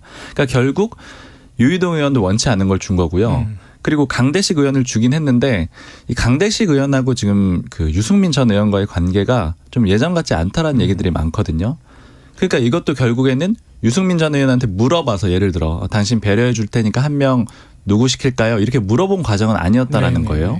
그리고 또 여기에 더해서 한 가지 더 볼 게 김민수 전 당협위원장. 네, 대변인으로 들어갔죠. 네, 대변인으로 들어갔는데 예전에 나경원 전 의원이 공식적으로 캠프를 열진 못했는데 그 직전 단계까지 했었잖아요. 이제 카카오톡 방을 만들어가지고 기자들은 초대를 해놓은 상태였고 거기서 공지도 하고 뭐 이제 답변도 하고 하는 그런 일종의 대변인 역할을 했던 사람이 바로 김민수 전 위원장인데 역시 나경원 전 의원의 측근은 아니라는 거예요. 그러니까 이 전체적으로 말씀드리면서 이제 요약을 해보면 이게 어떤 거냐면은 소위 연포탕을 끓일 때 김기현 대표 쪽에서 그냥 원하는 사람을 자기들이 고른 겁니다. 그러니까 상대 쪽의 입장을 물어봐가지고 결정을 한 게 아니라는 거예요. 그러니까 이 부분에 좀 초점을 두는 게 중요할 것 같고 그리고 이제 연결해가지고 안철수 의원한테 이 과학 관련된 특별위원회 이 위원장 제안을 한 것도 마찬가지인 거예요. 지금 이제 국민의힘에서 또 나오는 얘기는 이게 차라리 안철수 의원한테 당직 한 명 누구 하면 좋을까요? 이렇게 추천권을 물어보는 게 맞지. 이 기존에 없던 특위위원장 하나 주겠다 이런 식으로 하는 것도 역시 사전에 의견을 안 물어봤다라는 거잖아요. 그러니까 이거는 결국에는 승자가 나름대로 알아서 일방적으로 좀 배분을 한 그림이 있다. 이 부분이 좀 초점이 있는 것 같습니다. 그래요. 한번 총평을 들어보죠. 김기현 대표가 전당대회 내내 강조했던 것이 연포탕 이게 이제 연대 포용 탕평 이 약자였는데 지금 뭐 엎어진 연포탕이다. 쫄아든 연포탕이다. 연포가 아니고 쭈꾸미다. 뭐 여러 가지 얘기가 나오는데 어떻게 보세요? 그러니까 이제 방금 말씀드린 거랑 비슷한 건데 결국 일방적으로 배분을 해주고 받을 거면 받고 안 받을 거면 안 받지 마. 이런 그림인 거잖아요. 그리고 이제 안 받는 사람도 있고 받는 사람도 있는 건데 제가 주류 쪽에 물어봤더니 이렇게 얘기를 하더라고요. 아니 그러면 올림픽 해가지고 1등해서 금메달을 땄는데 그러면은 굳이 2등한테 뭐 다시 금메달을 줘야 되냐. 그냥 은메달이나 동메달 가지고 가는 거지. 이걸 뭐 순위를 바꿔주는 거냐. 그러니까 우리가 제안하는 대로 하는 게 맞다. 이렇게 좀 얘기를 하고 있거든요. 그리고 효과적으로도 이런 얘기를 해요. 제안을 했다라는 게 중요한 거지 받고 안 받는 건 중요하지 않다. 그러니까 제안을 해가지고 우린 이런 시도를 했다라는 걸 보여주는 게 좀 중요하다. 우리는 배려했다. 네. 그래서 이제 그 정도까지 해가지고 일단 승자가 좀 누르고 그냥 넘어가는 그런 그림으로 봐야 될 것 같아요. 자, 그런데 이제 막 분위기가 이준석 전 대표가 이런 얘기를 했잖아요. 안철수 의원은 안고 가시라. 근데 자신은 버려질 것이라는 뉘앙스의 이야기를 했고 또 이 꾸려진 지도부의 최고위원회에서 이 이준석 개에 대해서 굉장히 또 성토에 거친 목소리도 나오고 그랬지 않습니까? 앞으로 이 불협화음이 이준석 전 대표 당내에서 잘 버틸 수 있을까요? 여러 가지 상황들이 있을 것 같은데 일단 지금 이렇게 배려하는 그림도 보면은 이준석계는 아직 없죠. 물론 뭐 향후에 나올 수도 있겠지만 아직 만나지도 않았고 그런데 또 마땅한 자리도 없어요. 이미 뭐 정책위 의장을 줄 수도 없는 노릇이고요. 근데 그렇기 때문에 아마 이제 이준석 전 대표 쪽은 좀 배제하고 갈 가능성이 높고 그리고 이준석 전 대표 쪽에 물어봐도 당장은 뭐 적극적으로 정치적으로 움직일 계획은 없다라 그래요. 근데 이제 아까 말씀드린 대로 뭐 젊다라는 점 그리고 이제 미래를 보고 있다라는 점 이런 점을 말씀드렸잖아요. 그래서 향후에 기회가 있으면 다시 움직이겠다. 그리고 다만 이제 이준석 전 대표는 뭐 이제 책 냈잖아요. 콘서트 같은 거 그런 일정들은 쭉 할 거라 그래요. 이제 전국 투어. 그렇죠. 이제 그렇게 하면서 좀 움직일 걸로 보이고 결국 이제 다시 싸움이 시작되는 거는 약해질 때일 겁니다. 그러니까 친윤 그룹 내지는 윤석열 대통령의 지지율이 떨어지게 되면은 그때가 이제 소위 반윤 그룹에게는 기회가 되는 거잖아요. 그러니까 그런 기회가 오게 되면은 다시 싸움이 될 거고 지금은 일단은 한번 승리를 했기 때문에 한동안은 좀 안정된 체제로 쭉 이어지게 될 거고요. 그리고 이제 방금 정책위 의장 말씀하셔가지고 요것도 좀 볼 필요가 있을 것 같아요. 그러니까 지금 정책위 의장을 이제 여러 명 하마평이 있었는데 사실은 이제 기존에 좀 하마평이 있었던 사람이 박대출 의원이거든요. 네네네. 그리고 그 전에는 요거 이제 완전히 확인된 얘기까지는 아닌데 사실 유이동 의원도 좀 거론이 됐었다 그래요. 근데 유이동 의원을 주려고 했는데 주류 쪽에서는 그 정책위 의장까지 주는 건 좀 너무 과하다. 그래서 이제 지명직 최고위원으로 낮추게 된 거고 그건 또 유이동 의원이 받을 수가 없는 그림이 되는 거고요. 근데 이제 그 다음으로 제안이 됐던 박대출 의원은 또 정책위 의장을 거부했단 말이에요. 네. 거부한 걸로 전해지고 있는데, 근데 그거는 또 박대출 의원이 원내대표 생각이 있습니다. 그러니까 지금 이번에 4월에 그렇죠. 이 정책위 의장이 공석으로 지금 남겨져 있잖아요. 네네. 그러니까 이게 지금 원내대표랑 좀 연결이 돼 있다라고 보시면 돼요. 그래서 지금 이제 권영세 통일부 장관 같은 경우에는 원내대표로도 살짝 지금 거론이 되고 있는데 이게 다 역학적으로 복잡하게 좀 굴러가는 그림이다. 그런 것도 좀 같이 보시면 좋을 것 같습니다. 당장 뭐 3월 후반부터는 또 원내 사령탑은 누구인가 이 얘기를 또 한참 해야 되겠네요. 자, 민주당으로 가보겠습니다. 이 기자님 오래 기다리셨고요. 자, 이 최근 민주당을 취재해 보면 역시 가장 큰 이슈는 두 가지다. 하나는 이재명 대표 거취, 그리고 또 하나는 당직 인선. 하나하나 짚어보겠습니다. 어제 이 고민정 최고위원이 가을이 오면 이 발언이 상당히 파장이 컸어요. 정확히는 늦여름이나 초가을쯤 되면 이재명 대표가 거취를 판단할 것이다. 요 얘기였는데, 자, 그럼 이재명계 좌장 정성호 의원은 또 연말이라는 시점을 얘기했어요. 자, 민주당 내부 분위기는 어떤 겁니까? 이 거취 관련해서 최고위원들이나 친명 의원들 사이에서 이러한 시기가 나오는 이유는요. 네. 지금 비명계들이 압박하는 것처럼 이 대표가 직을 내려놓는 시기는 지금은 아니다. 언젠가 결단을 내리게 될 테니 지금은 흔들지 말아라. 이런 메시지를 골자로 하고 있는데요. 그런데 비명계 역시 이재명 대표를 끌어내리는 모양새는 원하지 않고 있습니다. 어느 정도 이제 분위기가 무르익었을 때 이 대표 본인이 스스로 내려오는 모양새가 제일 좋다 이렇게 판단을 하고 있는데요. 최근에 한 비명계 의원이 이런 말을 하더라고요. 만약에 총선을 앞두고 이 대표를 우리가 어떤 식으로든 끌어내리는 모양새가 연출이 되면 우리 당은 그야말로 망하는 것이고 총선도 공멸이다? 그렇죠. 총선도 필패다. 그렇기 때문에 이 대표가 스스로 언제 어떤 방식으로 내려오느냐 이게 지금 관건인데 비명계 내부에서도 이게 의견이 엄청 갈린다고 해요. 네네. 그래서 뭐 집단적인 뭐 행동이라든지 아니면 입장문을 발표하지 못하는 것도 이러한 이유라고 합니다. 그래요. 그러니까 이제 다 양쪽 고민은 비슷한 것이 우리가 질서 있는 퇴장 그렇죠. 이런 얘기 하잖아요. 그러니까 갑자기 내려와서 그 자리가 또 텅 비어 있으면 그렇죠. 경착륙하는 건데 그만두는 게 능사가 아니라 새로운 리더십이 또 잘 마련돼야 되니까 연착륙을 시켜야 되지 않겠습니까? 네, 양쪽 다 그 의견에 대해서는 친명계 모두 다 고민이다. 저도 이제 그 비명계 쪽에 좀 들었던 얘기 중에 인상적이었던 게 차라리 검찰이 확실한 증거라도 좀 내놨으면 좋겠다. 이런 얘기들도 하거든요. 그러니까 이 얘기는 뒤집어서 보면은 아직까지 결정타가 없다라는 거예요. 그러니까 물론 지금 그 체포동의안 표결 때는 굉장히 좀 이탈표가 많이 나오면서 출렁했죠. 그래서 굉장히 갑자기 좀 주목을 받았지만 그 전 분위기를 생각을 해보면은 비명계 쪽에서도 본인이 직접 돈 받은 거 나오지 않으면, 그러니까 혹은 뭐 파렴치범이 아니면, 왜냐하면 다른 것들은 이제 업무를 하는 중에 벌어진 어떤 그런 범죄 혐의들이잖아요. 근데 본인이 직접 받은 게 나오지 않으면은 좀 직접 치기는 어렵다. 이런 얘기가 한 가지가 있었던 거고, 그 다음에 이번에 이제 전 그 도지사 시절에 전 비서실장이 이제 그런 극단적인 선택을 한 거에 대해서도 좀 애매하더라는 거예요. 술렁술렁하기는 한데 이걸 가지고 이재명 대표한테 물러나라고 공식적으로 공격을 하기에는 이건 검찰도 조금 엮여 있고 그리고 이 사건 자체도 조금 안타까운 사건이기도 하고 그래서 아직까지는 다 결정타가 될 수가 없다라는 그런 분위기들이 좀 반영이 돼 있는 것 같아요. 오히려 확실하면 가부 결단을 하겠는데 검찰 쪽에서도 이제 애매모호하다. 자, 시간은 이제 가고 있습니다. 고민정 최고위원 가을, 정성호 의원은 연말. 만약에 이재명 대표가 어느 시점이든 거취를 결정하게 된다면 이 계절이 상당히 중요하다. 이게 무슨 얘기입니까? 네, 일단은요. 내년 총선이 4월이기 때문에 그렇죠. 이 총선을 얼마나 앞두고 이 대표가 거취를 결정해야 당의 부담을 최대한 덜 줄 것이냐. 뭐 이게 핵심이겠지만요. 또 다른 문제가 있습니다. 바로 그 친명 성향의 당원들이 뽑는 전당대회로 다음 대표를 선출을 할 것이냐. 아니면 상대적으로 좀 비명에 가까운 이제 국회의원, 기초단체장, 당직자로 구성된 중앙위원회가 새로운 당대표를 뽑을 것이냐. 네. 이 두 가지 문제가 있습니다. 당원 당규에 보면 당대표가 사퇴를 하게 되면 만약 임기가 8개월 이상 남았을 경우는 전당대회를 통해서 뽑고요. 8개월 미만 남았을 때는 중앙위원회에서 뽑도록 돼 있습니다. 남은 임기만 채우면서. 네. 근데 이 대표 임기가 내년 8월까지예요. 네네. 그러면 이 대표가 가을에 사퇴를 하게 되면 전대를 다시 치르게 되겠죠. 그런데 연말에 하게 되면 전대를 치르기 또 애매한 상황이 올 수가 있습니다. 그래서 또 시기가 중요하고요. 왜 이게 중요하냐면 앞서 이 대표가 전당대회에서 77%의 득표율로 네. 당선이 됐죠. 최근에 강성 지지층들이 좀 당원에 굉장히 많이 분포를 하고 있기 네네. 때문인데요. 중앙위 같은 경우는 지난해에 당원 80조 개정안이 한 차례 부결되기도 했어요. 네네.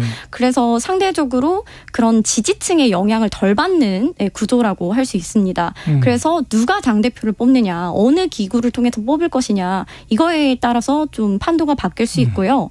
그리고 당대표 거리 시에 그 비대위 얘기가 계속 나왔습니다. 네네. 그런데 최근에는 친명계를 중심으로 비대위 가능성은 거의 없다. 네네. 이쪽으로 좀 기울고 있는데요. 그 이유가 비대위가 구성이 되려면 당대표와 최고위원을 포함해서 과반 이상이 사퇴해야 그때 비상 상황으로 규정이 돼서 비대위를 꾸릴 수 있는데요. 지금 친명 최고위원들이 당대표가 사퇴를 해도 우리는 임기를 끝까지 지키겠다. 이렇게 좀 버티려는 그 좀 전략을 고민을 하고 있어서 오늘 정청래 의원도 그래서 원포인트 전대를 이야기하더라고요. 국민의힘에서 한번 본 듯한 모습이 맞습니다.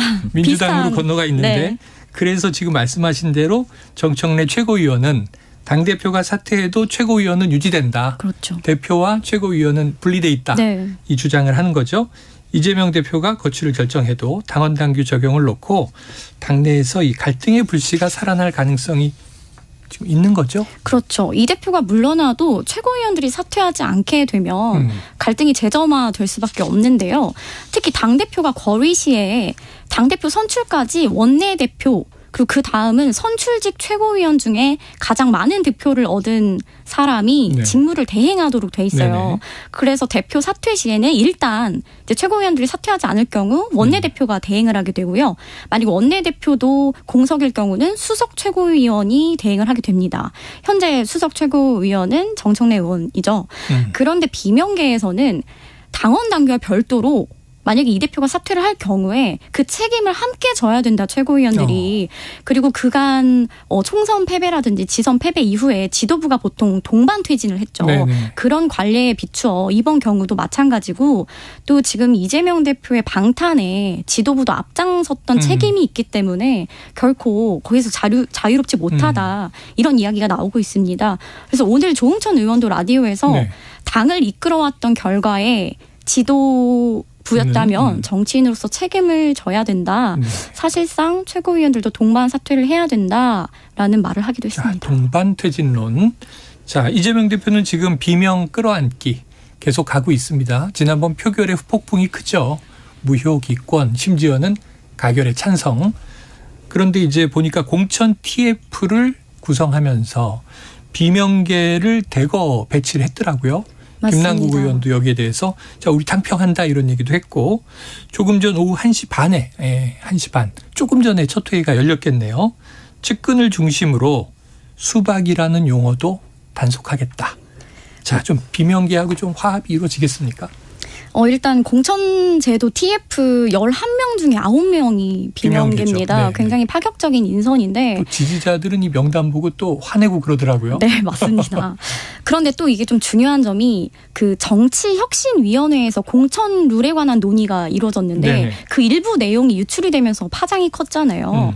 뭐 예를 들어 비명계는 우리를 솎아내기 위한 것 아니냐. 왜냐하면 그 안에 당무평가에 당원 여론조사를 반영한다든지 네. 아니면 이제 총선 공천 평가에 당무 기여도를 반영을 한다든지 이런 것들이 파장이 컸는데요. 이 TF에서 그 혁신위에서 그간 논의하던 것을 모두 가져와서 좀 새로 논의를 한다고 해요. 네. 그래서 이것도 이제 비명계를 중심으로 공천 학살 아니냐 이러한 좀 논란을 잠재우기 위한 것으로 좀 풀이가 되고요. 그리고 오늘 오후 4시에 이 대표가 지지자들과 유튜브로 생방송 소통을 합니다. 아까 수박 그 용어 자제 그 단속에 나섰다고 했는데요.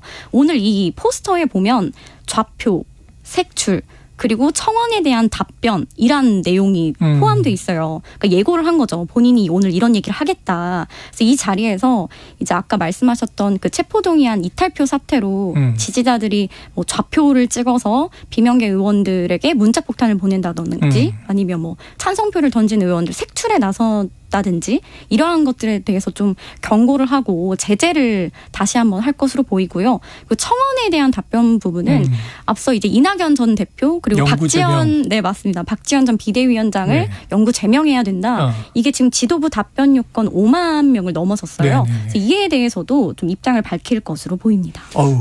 이 얘기 나오고 나서 또 시끌시끌할 것 같은데요. 좀 그 비슷한 그러니까 비명계 끌어안기 이거 좀 비슷한 얘기 하나 들었던 게 최근에 이제 그 극단적 선택이 있고 나서 그 윤영찬 의원이 페이스북에 좀 강하게 글을 썼잖아요. 뭐 인간이라면 뭐 이렇게 책임을 져야 된다 이런 식의 취지로 글을 썼는데 이제 모 친명계 인사를 만난 자리가 있어가지고 그걸 물어봤어요. 이거 뭐 어떻게 보세요? 이렇게 물어봤더니 아 이거 얘기 못한다. 자제하라고 했어. 약간 이렇게 얘기를 하더라고요. 그러니까 이제 그 윤영찬 의원의 그런 글에 대해서 공세적으로 표현을 하지 말라는 그런 좀 얘기들이 있었던 것 같아요. 그러니까 이제 그만큼 실제로 그때 당시에 그 글이 있고 나서 보면은 이 민주당의 페이스북이나 공식적인 발언들을 쭉 찾아보면은 어떤 공격들이 주로 있냐면은 윤석열 정부 이제 뭐 친일 정부다. 그리고 검찰의 수사가 잘못됐다. 뭐 그 기소하고 수사가 분리가 안 돼서 이런 일이 벌어졌다. 이런 류의 공격이 있지 비명계에 대한 공격이 공식적으로는 없습니다. 그러니까 지금 이재명 대표가 그만큼 조금 이걸 자제시키도록 당부를 하고 있는 걸로 좀 해석이 되는 지점이에요. 그래요. 자, 근데 그렇다고 해서 좀 친명계, 비명계 화합이 이루어질까? 화합까지는 아니어도 봉합 정도는 될까? 참 궁금합니다. 근데 어려울 수밖에 없는 게 의원들이나 혹은 이제 지도부 쪽에서는 그렇게 자제를 한다고 하더라도 이 민주당 내에서 소위 예측을 하는 게 그 강성 당원들은 통제가 가능할 것이냐. 아마 이제 지켜봐야 되겠지만 이재명 대표가 자제를 하라고 한다고 하더라도 지도부나 의원들이나 뭐 당협위원장들은 그렇게 움직일 수 있겠죠. 그런데 그 강성 당원들은 그렇게 또 통제가 되는 건 아니거든요. 요즘에 당원이나 유권자가 수동적이지 않잖아요. 그리고 오히려 주인이니까. 가끔 유튜브 들여다보면 아 뜨거 이런 대목들이 많아서. 그 최근에 이재명 대표가 이렇게 하도 비명 의원들이 그 지지자들 좀 어떻게 해라 이렇게 얘기를 하니까 나조차도 통제가 안 된다라는 말을 하기도 했다고 합니다. 네, 알겠습니다. 자, 어쨌든 최근에 이 전 비서실장 도지사 시절에 그 안타까운 이제 또 유명을 달리하는 일이 있었습니다. 이재명 대표가 당시에 긴급하게 일정을 취소하고 빈소에 조문을 갔는데 바로 조문을 못하고 좀 어수선한 상황이었던 것 같아요. 결국 조문은 한 거죠? 결국 조문은 했는데요. 이제 기자들에게 공지한 일정은 1시 조문이었습니다. 그런데 실제 이 대표가 조문을 한 시간에 7시 반이에요. 오래 걸렸네요. 네, 그래서 취재진들도 밖에서 6시간 이상 좀 기다리고 있는 상황이었는데요. 그런데 지금 되돌아보면 민주당에서도 당시 정확히 파악이 안 됐던 것 같습니다.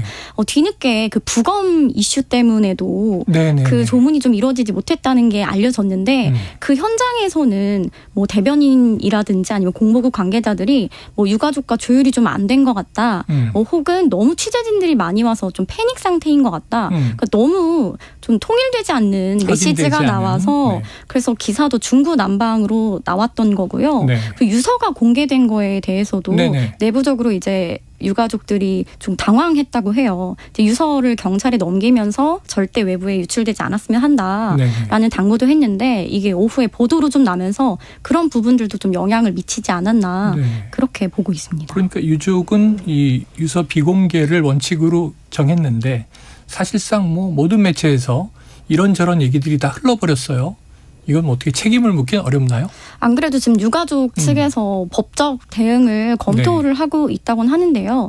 이게 법적으로 만약 대응을 한다고 하면 사자 명예훼손이 될 수 있는데 만약 공익적 목적이라면 이 위법성이 조각되고 또 이 내용이 본인에 관한 본인의 명예를 훼손하는 내용이라기보다는 뭐 이 대표나 이런 부분에 관한 부분이잖아요. 그렇겠네요. 그래서 조금 애매하다는 좀 설도 있고요. 아까 뭐 박순봉 기자도 설명을 했지만 처음에 유서 내용에 뭐 이 대표 정치 그만하시라 네네. 이런 부분에 대해서는 비명계도 이게 우리가 유서를 눈으로 본 것도 아니고 이제 이 부분 고인에 대한 부분인데 이걸 이용해서 뭔가를 하는 거는 바람직하지 않다 이런 얘기가 나왔고요.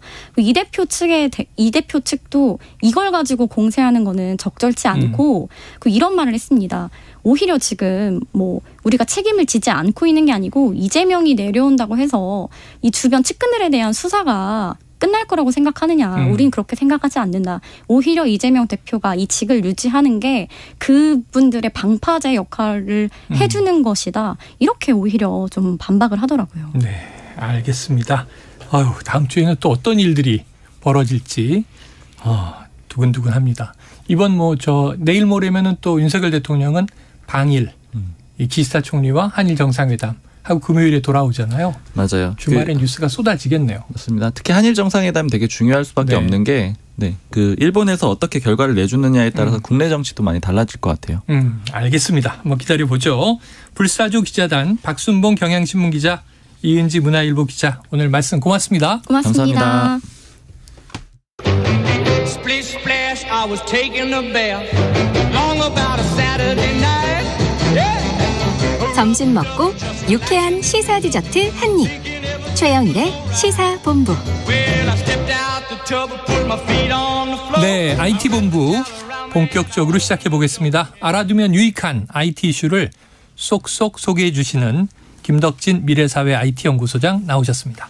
어서 오세요. 네, 안녕하세요. 반갑습니다. 김덕진입니다. 요즘 엄청나게 바쁘시죠? 네네네. 이 챗GPT 때문에 엄청 바쁜데요. 챗GPT 관련돼서 정식적으로 얘기 드리기 전에 하나 꼭 말씀드려야 될 게 있어요. 요즘에 챗GPT가 워낙 관심을 많이 받다 보니까 사기가 극성입니다. 사기가. 사기? 네. 어떤 사기냐. 챗GPT를 이용한? 아니요. 챗GPT랑 비슷한 사이트로 혹은 비슷한 앱으로 유료 결제를 유도하는 게 많아요. 아이고. 제가 지난번에도 한번 말씀드린 것 같은데 이게 더 심해져서 말씀 꼭 드려야 될 것 같아서요. 모바일 앱으로 지금 챗GPT 검색해서 나오는 것들 유료 앱들은 다 가짜예요. 그래서 그런 것들이 다 막 $40 막 결제 유도해서 자세히 보면 GPT가 아니라 막 GDP 막 이런 식으로 써 있고 막 정말 뭐 난리도 아니거든요. 그래서 말씀드릴 수 있는 거는 챗GPT 관심이 있으신 분들이라도 모바일 앱으로 뭔가 다운받아서 유료 결제하는 건 지금은 다 사기 앱이고 AI.com이라고 하는 사이트에 접속을 하셔서 쓰시는 것이 지금은 기본적이고 공식적인 그 챗GPT 모바일 앱은 없다. 뭐 이렇게 말씀드릴 수 있을 것 같습니다. 그래요. 사이트를 통해서만 접속해서 들어갈 수 있다. 자, 그런데 이 챗GPT가 나온 지 얼마 됐다고 이번에는 GPT-4 이 얘기가 있는데 이건 또 뭡니까? 그러니까 지금 너무 빨라요. 그러니까 챗GPT가 GPT라고 해서 오픈 AI에서 만든 어떤 언어 모델의 이름인데 GPT 3.5 버전이거든요. 근데 이게 GPT-4가 이제 나온다는 얘기가 나온 거예요. 3.5에서 또 업그레이드된. 네, 근데 이게 좀 흥미로운 게 오픈 AI라는 회사가 원래 GPT를 만든 회사인데 이번에 발표는 마이크로소프트에서 발표를 했습니다. 네네. 그것도 마이크로소프트 미국 본사가 아니라 독일 마이크로소프트 CTO가 독일의 행사에서 발표를 한 거예요. 그러니까 지난주에 이제 얘기를 한 거고 다음 주쯤에 GPT-4를 공개하겠다. 그래서 그 GPT-4가 마이크로소프트의 여러 가지 기술과 합쳐져서 좀 멋있게 나올 것이다. 지금 이렇게 얘기를 한 게 이슈가 되고 있는 상황이다라고 말씀드릴 수 있을 것 같습니다. 지난번 얘기해 주실 때 마이크로소프트의 검색 포털은 거의 아무도 존재감을 모르고 안 썼는데 빙 여기에 붙였다고 얘기하셨잖아요. 네, 맞습니다. 그럼 지금 이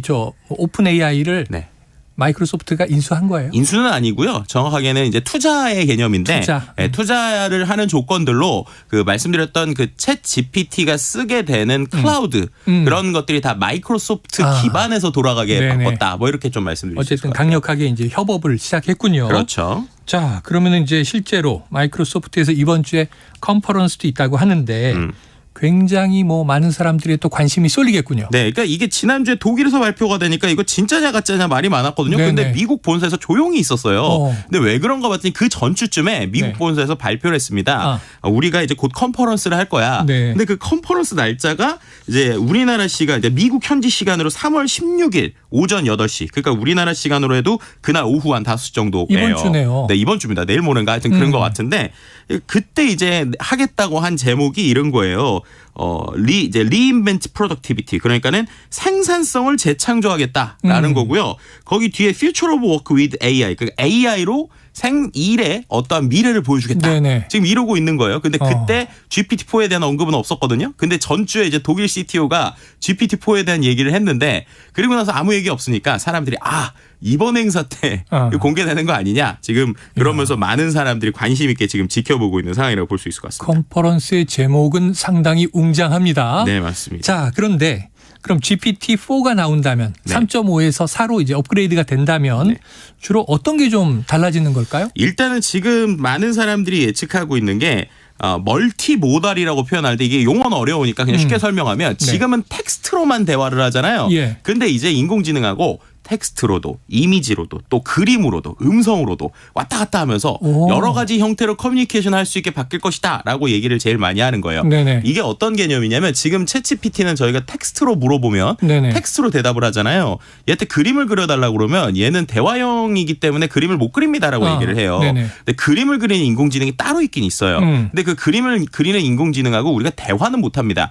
이게 무슨 말이냐. 제가 머릿속에서 어떤 상상이 있어서 그림을 그려달라고 하면 그거에 맞춰서 얘가 그림을 그려주긴 하는데 제 의도랑 다르게 그려질 수 있잖아요. 그럼 그 글자를 계속 바꿔야 돼요. 근데 글자를 계속 바꾸는데 얘가 내 글자를 어떻게 이해를 해서 그림을 그리는지를 모르니까 내가 원하는 그림을 실제로 뽑아내려면 글을 계속 바꿔야 되거든요. 근데 만약에 이 인공지능이 자기가 어떤 그림을 어떻게 인식하는지를 글자로 얘기해 줄 수 있다면 그럼 우리가 그 글자를 보고 얘가 이렇게 인식하니까 얘가 인식하는 방식대로 글자를 이렇게만 바꾸면은 내가 원하는 그림이 나오겠구나 라고 인지를 할 수 있을 거잖아요. 그런 식의 이제 대화가 된다는 거예요. 예를 들면은 어떤 거실 속 소파를 책상으로 바꾸고 그림 톤을 수차로 바꿔줘 하고 얘기를 하면 특정 그림을 넣으면 그렇게 바뀌기도 하고요. 그리고 또 이제 예를 들면은 우리 지금 저 시사본부 저 썸네일 그 이미지 파일 있잖아요. 그거를 인공지능한테 주면서 너는 저거를 어떻게 보이니? 라고 하면 조개에 있는 뭐 멋있는 중년 신사가 있어요. 이렇게 표현을 하면 그 중년 신사를 젊은 사람으로 바꿔줘 라고 하면은 누군가 그 이미지만 바꾸거나. 재밌겠다. 이런 식의 이제 멀티모달이 가능하다라는 거예요. 그리고 또 거기에다가 음성까지 붙게 되면 우리가 지금은 텍스트로 얘기하는데 음성으로 대화를 하면 그걸 음성으로 대답해 주거나 혹은 내가 음성으로 얘기한 걸 듣고 얘가 그림으로 결과를 내거나 이런 형태의 것들이 되게 될 것이다 라고 이제 많은 사람들이 기대하고 있고요. 또 이제 한 가지 기대하는 게 이게 이제 그 GPT-4에 대한 기대인데 이거 말고 이번에 마이크로소프트가 하게 됐을 때 뭐가 나올까라고 생각을 해보면 아까 일의 미래라고 그랬잖아요. 그럼 마이크로소프트가 보여줄 수 있는 일의 미래는 우리가 생각해보면 생각보다 단순합니다. 뭐냐? 우리가 쓰고 있는 마이크로소프트의 여러 가지 생산성 툴들에 다 이 챗 GPT가 붙는다고 생각하시면 돼요. 예를 들면 워드 파일에 워드를 쓰고 있다가 글이 막혔어요. 그럼 갑자기 그때 뭔가 검색창을 띄우는 게 아니라 제가 쓰고 있던 맥락에서 챗 GPT야 나 그 다음 줄 좀 다시 써줘. 마무리 지어줘. 그럼 바로 이제 연결해서 써주는 거죠. 혹은 우리가 파워포인트 같은 거 만들 때 디자인하려고 엄청 고생하잖아요. 강의안 만드느라고 머리 아파요. 그럼 예를 들어서 이제 강의를 하실 때 미디어의 미래에 대해서 강의를 하고 싶어요. 그러면은 챗GPT야 PPT를 미디어의 미래와 관련된 디자인으로 바꿔줘. 글자만 쓰면 얘가 PPT를 디자인을 그렇게 해주는 거예요. 또 이제 엑셀 쓰시는 분들 알겠지만 엑셀이 기능은 되게 많은데 함수라고 하는 명령어를 안 외우고 있으면 이거 못 쓰잖아요. 근데 제가 명령을 까먹었어요. 그러면 그때 그냥 챗GPT한테 그 엑셀에서 챗GPT야 이거 엑셀 내가 이거랑 이거 합쳐서 이렇게 하고 싶은데 해줘라고 하면은 그냥 함수 몰라도 지가 알아서 함수 써서 해주는 거죠. 자 이런 식으로 하면은 정말로 우리가 일을 할 때 내 옆에 이런 아주 잘하는 동료가 있는 것 같은 전문가를 쓰는 것 같은 이런 형태로 되지 않을까라는 게 이제 모든 사람들이 지금 기대라고 볼 수 있을 것 같습니다. 16일 컨퍼런스 네. 엄청나게 기대가 됩니다. 자, 마이크로소프트 본사는 미국이지만 네. 아까 독일에서 발표를 먼저 했다. 그런데 이 독일 관점에서의 걱정들도 좀 있는 것 같아요. 네. 좀 우리나라 입장에서도 생각해 볼 대목들이 있습니까? 네, 일단은 이게 독일이라고 하는 나라를 생각을 해보면 어쨌든 지금 대부분의 이 마이크로소프트에서 나오는 게 미국 기술이잖아요. 그렇죠. 근데 독일에서 관점으로 보면 사용자들이죠. 그렇죠. 아무리 이제 그 독일의 어떤 그 유통을 하는 벤더거나 거기서 연구를 한다고 할지라도 원천 기술이 미국에 있다 보니까 독일 관점에서 좀 고민해 볼 부분들이 있는 거예요. 예를 들면은 이번에 이 발표에서 이 발표의 맥락이 어떤 거였냐면 우리가 이런 기술을 어떻게 잘 만들어서 또 어떻게 좀 이렇게 잘 활용하겠습니다라는 어떤 걸 보여주는 발표의 맥락에서 이 GPT-4라는 게 나왔거든요. 네. 그랬더니 이제 1번으로 나오는 게 역시 일자리 문제에 대한 이야기가 나오는 거예요. 왜냐하면 실제로 이때 예시로 보여줬던 것들이 콜센터 상담원들이 어떤 내용을 수동으로 요약하고 입력할 필요가 없어졌다. 그래서 3만 건 이상의 전화를 받는 네덜란드의 대형 고객이 이 기술을 통해서 하루에 500시간의 근무 시간을 절약했다라고 얘기를 했거든요. 그렇게 하면 500시간의 근무 시간 절약한다는 건 누군가의 500시간이 빠지는 거잖아요. 그렇죠. 그렇게 되니까 이제 일자리에 대한 고민이 시작되는 거고 근데 이에 대해서 일단은 마이크로소프트 관점에서는 이게 일자리 감소가 아니라 새로운 일자리가 창출되고 또 전통적인 직무가 바뀌고 있기 때문에 지금부터 준비해야 된다라는 관점에서 이런 걸 했다라고 볼 수 있을 것 같고요. 두 번째는 이게 더 이제 우리나라에서 중요한 건데 말씀드렸던 것처럼 이게 미국 기술이고 인공지능과 관련된 기술이잖아요. 네. 근데 EU에서 최근에 2021년부터 해서 이 인공지능 사용 규제에 대한 법안들을 만들고 있어요. 그러니까 이게 이제 이슈인 거죠. 예를 들면은 고위험 AI 사용이라고 그래서 뭐 예를 들면 그 AI를 활용을 할 때 이게 어떤 프로세스로 되어 있는지 정확하게 알지 못하거나 혹은 이것이 누군가에게 뭐 심각한 문제를 끼칠 수 있거나 어떤 사람의 개인정보를 침해할 수 있거나 이런 형태다라고 하면은 이거를 사용하는 기업한테 최대 3천만 유로 혹은 연간 매출액입니다. 네네. 수익이 아니라 매출액의 6%에 달하는 벌금을 매기겠다. 센데요. 엄청 센 거죠. 그렇게 지금 얘기하고 있어요. 근데 이제 곧 이걸 출시할 거잖아요. 그렇게 되니까는 지금 독일의 그 마이크로소프트 입장에서 우리가 이걸 출시하지만 출시하는 게 우리가 이제 앞에서 있어 고위험 AI는 아니다. 그러니까 결국에는 우리가 대부분 다 이거를 오픈할 거고 거기에 있는 내용들을 이렇게 잘 쓸 수 있다라는 차원에서 어떻게 보면은 오히려 독일에서 이런 이제 컨퍼런스를 했다라고도 해석해 볼 수 있는 것이죠. 지금 김덕진 소장님이 국내에서는 IT 분야 선구자인데 자 그럼 국내에서는 좀 이런 논의가 시작됐습니까? 그러니까 국내에서는 참 있습니까? 애매해요. 왜 애매하냐? 우리나라가 유럽적 성격과 미국적 성격을 다 갖고 있어요. 우리는 워낙 다 좋은 거는 흡수하잖아요. 왜냐하면은 지금 냉정하게 말하면 유럽에는 미국의 기술을 따라갈 수 있을 만한 인공지능 회사가 없습니다. 그러다 보니까 유럽은 다 규제를 하거나 세금을 매겨서 결국에는 미국에 있는 기업들에게 어떻게 보면 비용을 걷어내야 되는 거예요. 근데 우리나라 입장을 보면 우리나라의 또 인공지능 회사들은 기술력이 참 좋거든요. 그럼 이제 그런 관점으로 보면 미국식으로 또 키워야 되기도 하는 게 또 한쪽의 이슈고 또 한쪽으로 보면은 그럼에도 불구하고 빅테크의 미국 기업들도 우리나라에 들어올 거고 그리고 그렇게 될 때 이런 개인정보에 대한 이슈가 있다 보니까 미국에서 하는 것처럼 이제 어떻게 보면 지능도 시켜야 되고 또 유럽에서 하는 것처럼 규제도 시켜야 되고 이 두 개가 계속적으로 지금 팽팽한 구도라고 볼 수 있을 것 같습니다. 근데 지금의 흐름은 조금 더 미국식으로 이게 밀어주자. 그러니까 그래도 우리가 해외랑 싸우려면 지금 좀 더 밀어줘야 되는 상황이다라고 좀 가고 있는데 그럼에도 불구하고 이러한 가이드라인은 분명히 필요한 것이 아니냐라고 하는 논의들도 좀 같이 일어나고 있고요. 그래서 지금은 약간 기업들의 자율 규제 수준인데 뭔가 벌금을 매기거나 이런 강력한 가이드라인까지는 아직 안 나오고 있다 이렇게 말씀드릴 수 있습니다. 알겠습니다. 미리미리 준비를 잘 해둬야 할 것 같습니다. 오늘은 여기까지 듣죠. IT본부 김덕진 소장과 함께했습니다. 고맙습니다. 네, 감사합니다. 네, 최영일의 시사본부 화요일 준비한 내용 여기까지 다 보내드렸습니다. 저는 내일 수요일 낮 12시 20분에 다시 찾아뵙도록 하겠습니다. 오늘도 청취해 주신 여러분 고맙습니다.